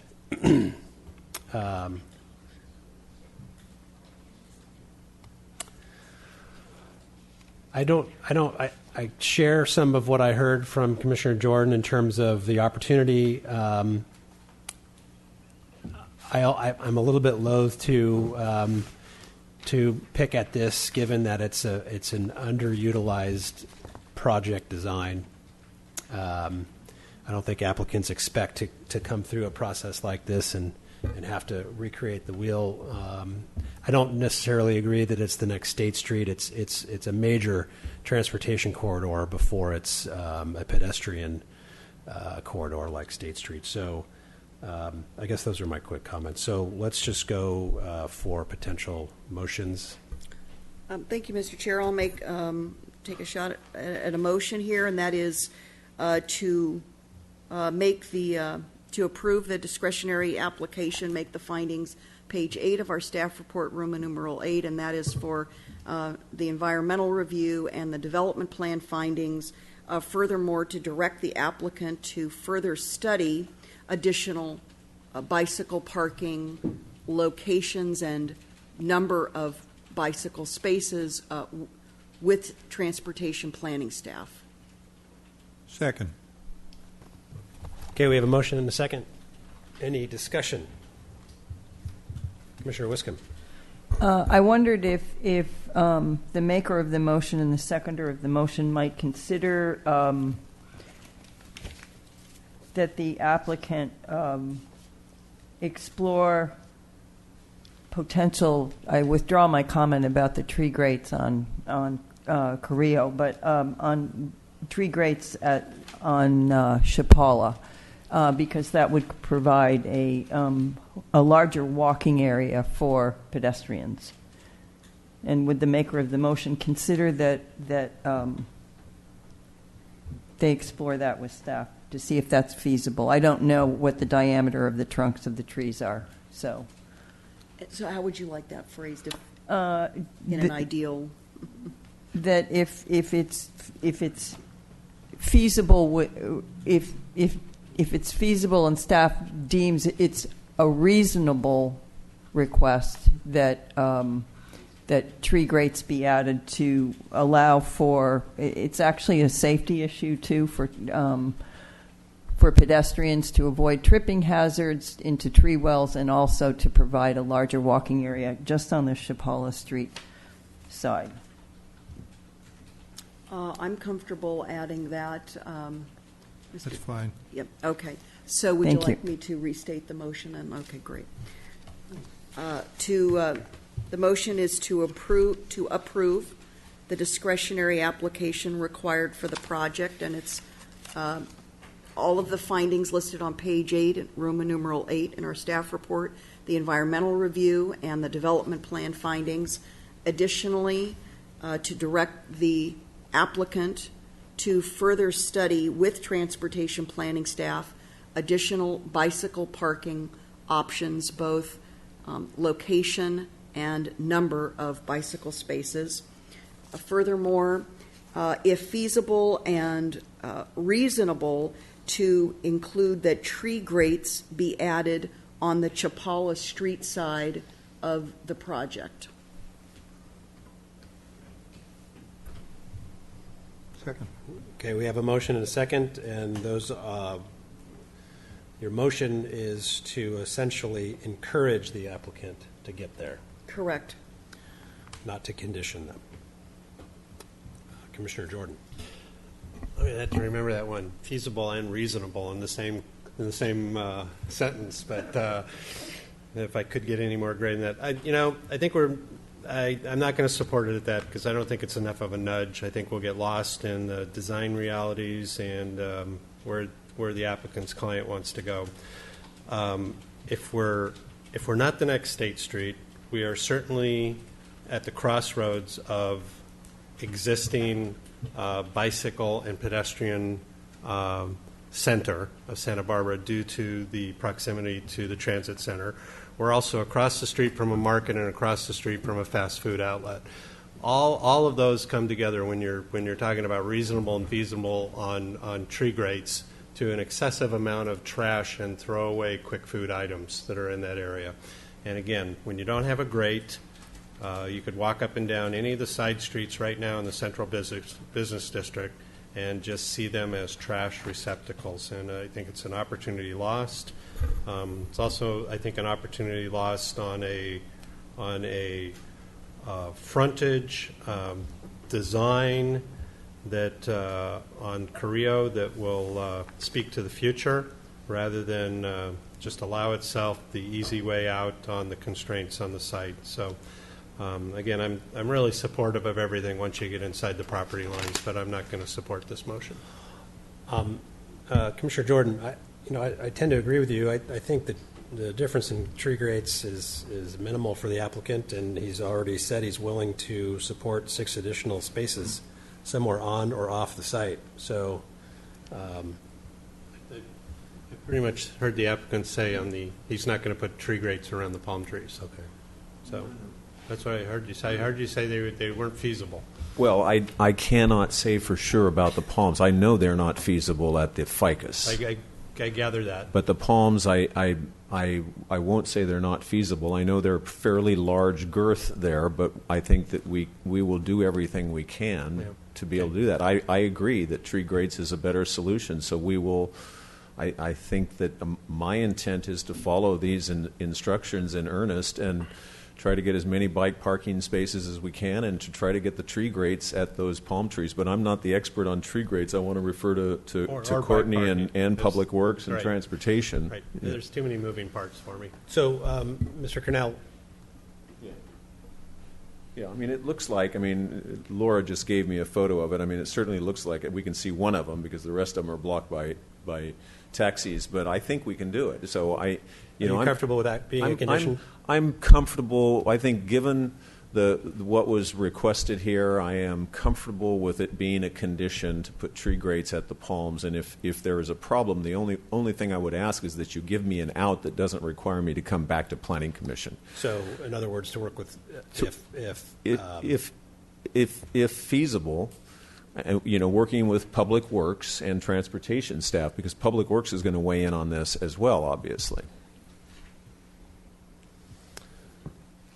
Commissioner Wiscombe. That's why I added if feasible and reasonable, because I remember being out on site. I didn't look at them that carefully, but it looked feasible to me at those palms. But again, you're dealing with palms that have a very thick trunk base, and the diameter could really preclude actually accomplishing what I wanted to accomplish through that part of the motion that Commissioner Schwartz made, and that is additional walking space for pedestrians. So, Ms. DeBusk, in terms of Commissioner Schwartz's motion, do you see any way that we need to or could strengthen that as a condition with language that gives the applicant, in terms of a design constraint, a physical design constraint as interpreted by staff, such that could be amended without having to come back? And I don't mean come back with some form of, come back at all, not with a substantial conformity, just work Chair with staff. Higgins, I think possibly adding if feasible and reasonable as determined by city staff, because we can have Public Works weigh in, and we can also have the city arborist who's going to have knowledge of tree grates and sizes, and I think that should help. So, Commissioner Schwartz, does your motion include additional bike parking on or off-site, or is it just the tree grates? Bicycle parking, okay, both. additional parking. But you didn't quantify that. No, intentionally not. I was hearing that a few of us would like to leave the number and location up to the applicant and city staff to determine, to negotiate. and for us to not to continue to try to redesign the project here All right. up on the dais. Commissioner Campanella. Just as far as approval, HLC would also have to weigh in on this, correct? Does anyone have a problem with adding that to this staff and HLC approval? Subject to? Or is that not necessary? No, Chair Higgins and Commissioner Campanella, HLC does have to approve all of the public improvements, so that's inherent in the process. Okay, so we don't have to specifically make that a condition. Thank you. So, Commissioner Swartz, are you okay amending your condition as suggested by Ms. DeBusk? I am. Would you like me to restate it again? Do we need to? I don't think so. Did you No, get we're that? okay? Is Okay. that it? I see a nod from Mr. Vincent, so we're just going to Okay. continue on. So that's the motion. We have a second by Beat this one pretty Mr. good Thompson. just to try to get some consensus here. So that's it. That's my motion. We have a second, and then if you'd like Right. to. Commissioner Swartz, just to go back to your earlier comment about widening the ingress, your motion does not include that. Are you okay with that? That seems to be an engineering issue. I can let it go. I think there's been Okay. enough discussion about it, and I heard, again, from the applicant's presentation. Plenty of discussion. Anybody else have any Anybody feel comments? strongly about me going back to the motion and including that, or can we let it go? I don't. Okay. Okay. Then that we won't revise it. Call for a vote. All in favor? Aye. Aye. All opposed? No. Motion carries. Your project's approved, and there's a 10-day appeal period. By the way, thank you.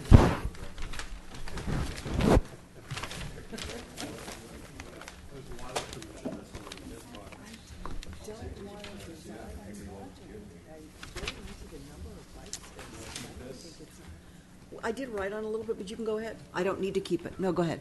Okay, we have a couple of additional items on our administrative agenda.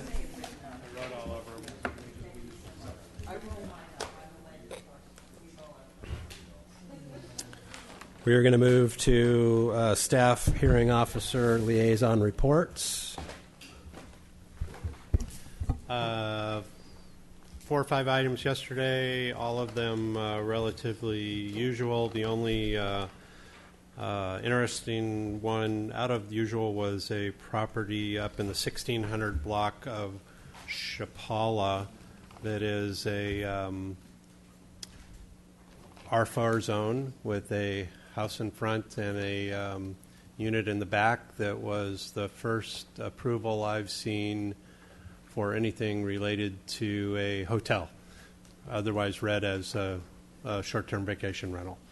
So they needed a little modification for some reason, and the neighbors, of course, were shocked to learn that they live in an R4 zone, which was made clear by the staff hearing officer that, subject to the size of the lot and whatever else, if the guy chose to knock down his whole house, he could build a hotel there, which was news to a number of neighbors. About 10 or 12 people showed up to speak against the project, but it was obviously in compliance with the zone and nothing special on the modification.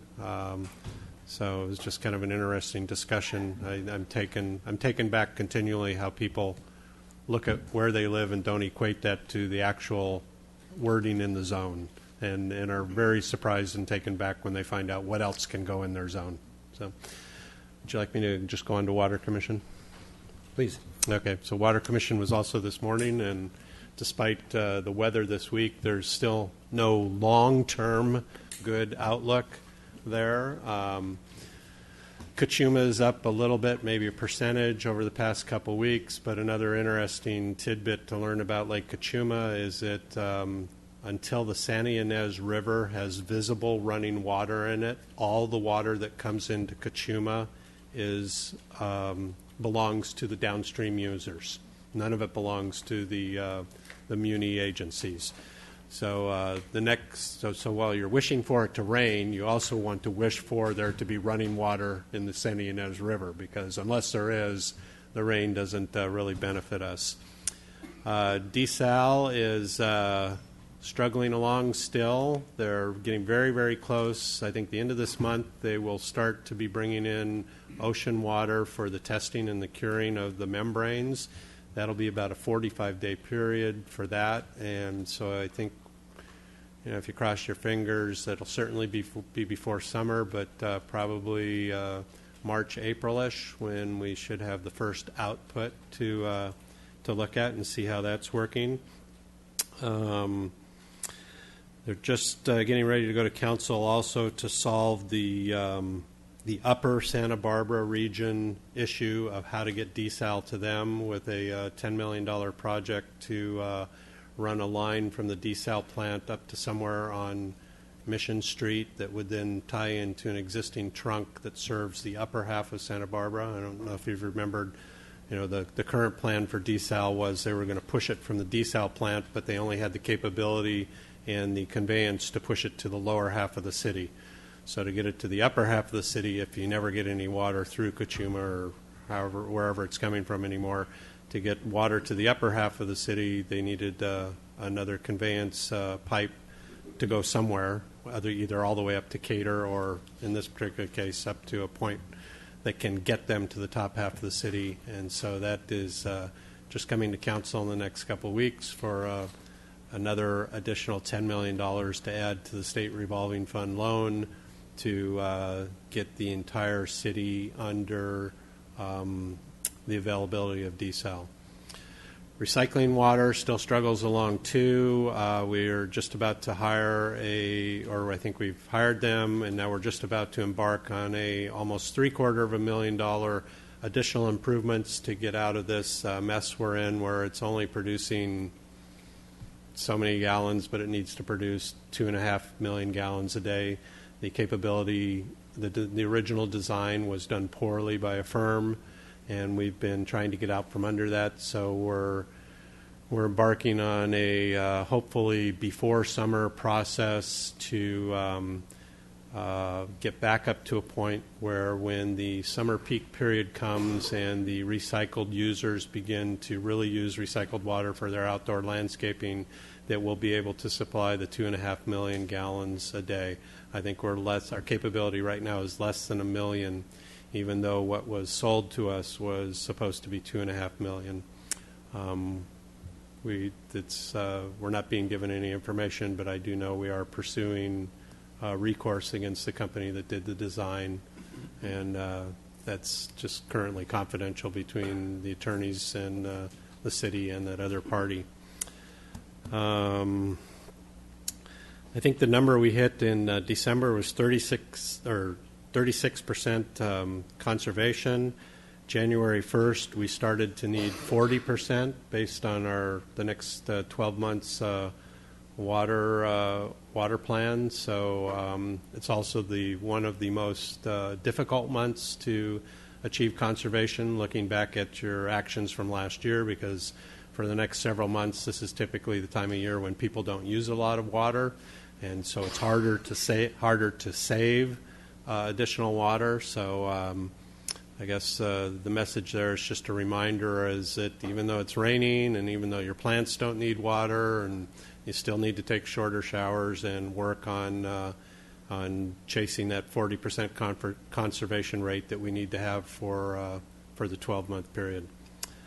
So that's all the good news. So I have a question for you. The cost overrun that we heard about recently on desal, are you saying that's based on the pumping water to the uphill half of the city? No, this is a separate project. Okay. So there's actually, I think, two different cost increases going on simultaneously on desal. The $10 million one is simply a conveyance one, and the other one is related to the problems with the contaminated soil at the Padaro pump plant, the electrical problems with the prior drawings, things that weren't where they were supposed to be, that type of thing. So those were unanticipated based on how they built it in the 90s, more bad soil somewhere else, and then a separate track on they'll be installing a new 24-inch pipe from the desal up into the middle of the city.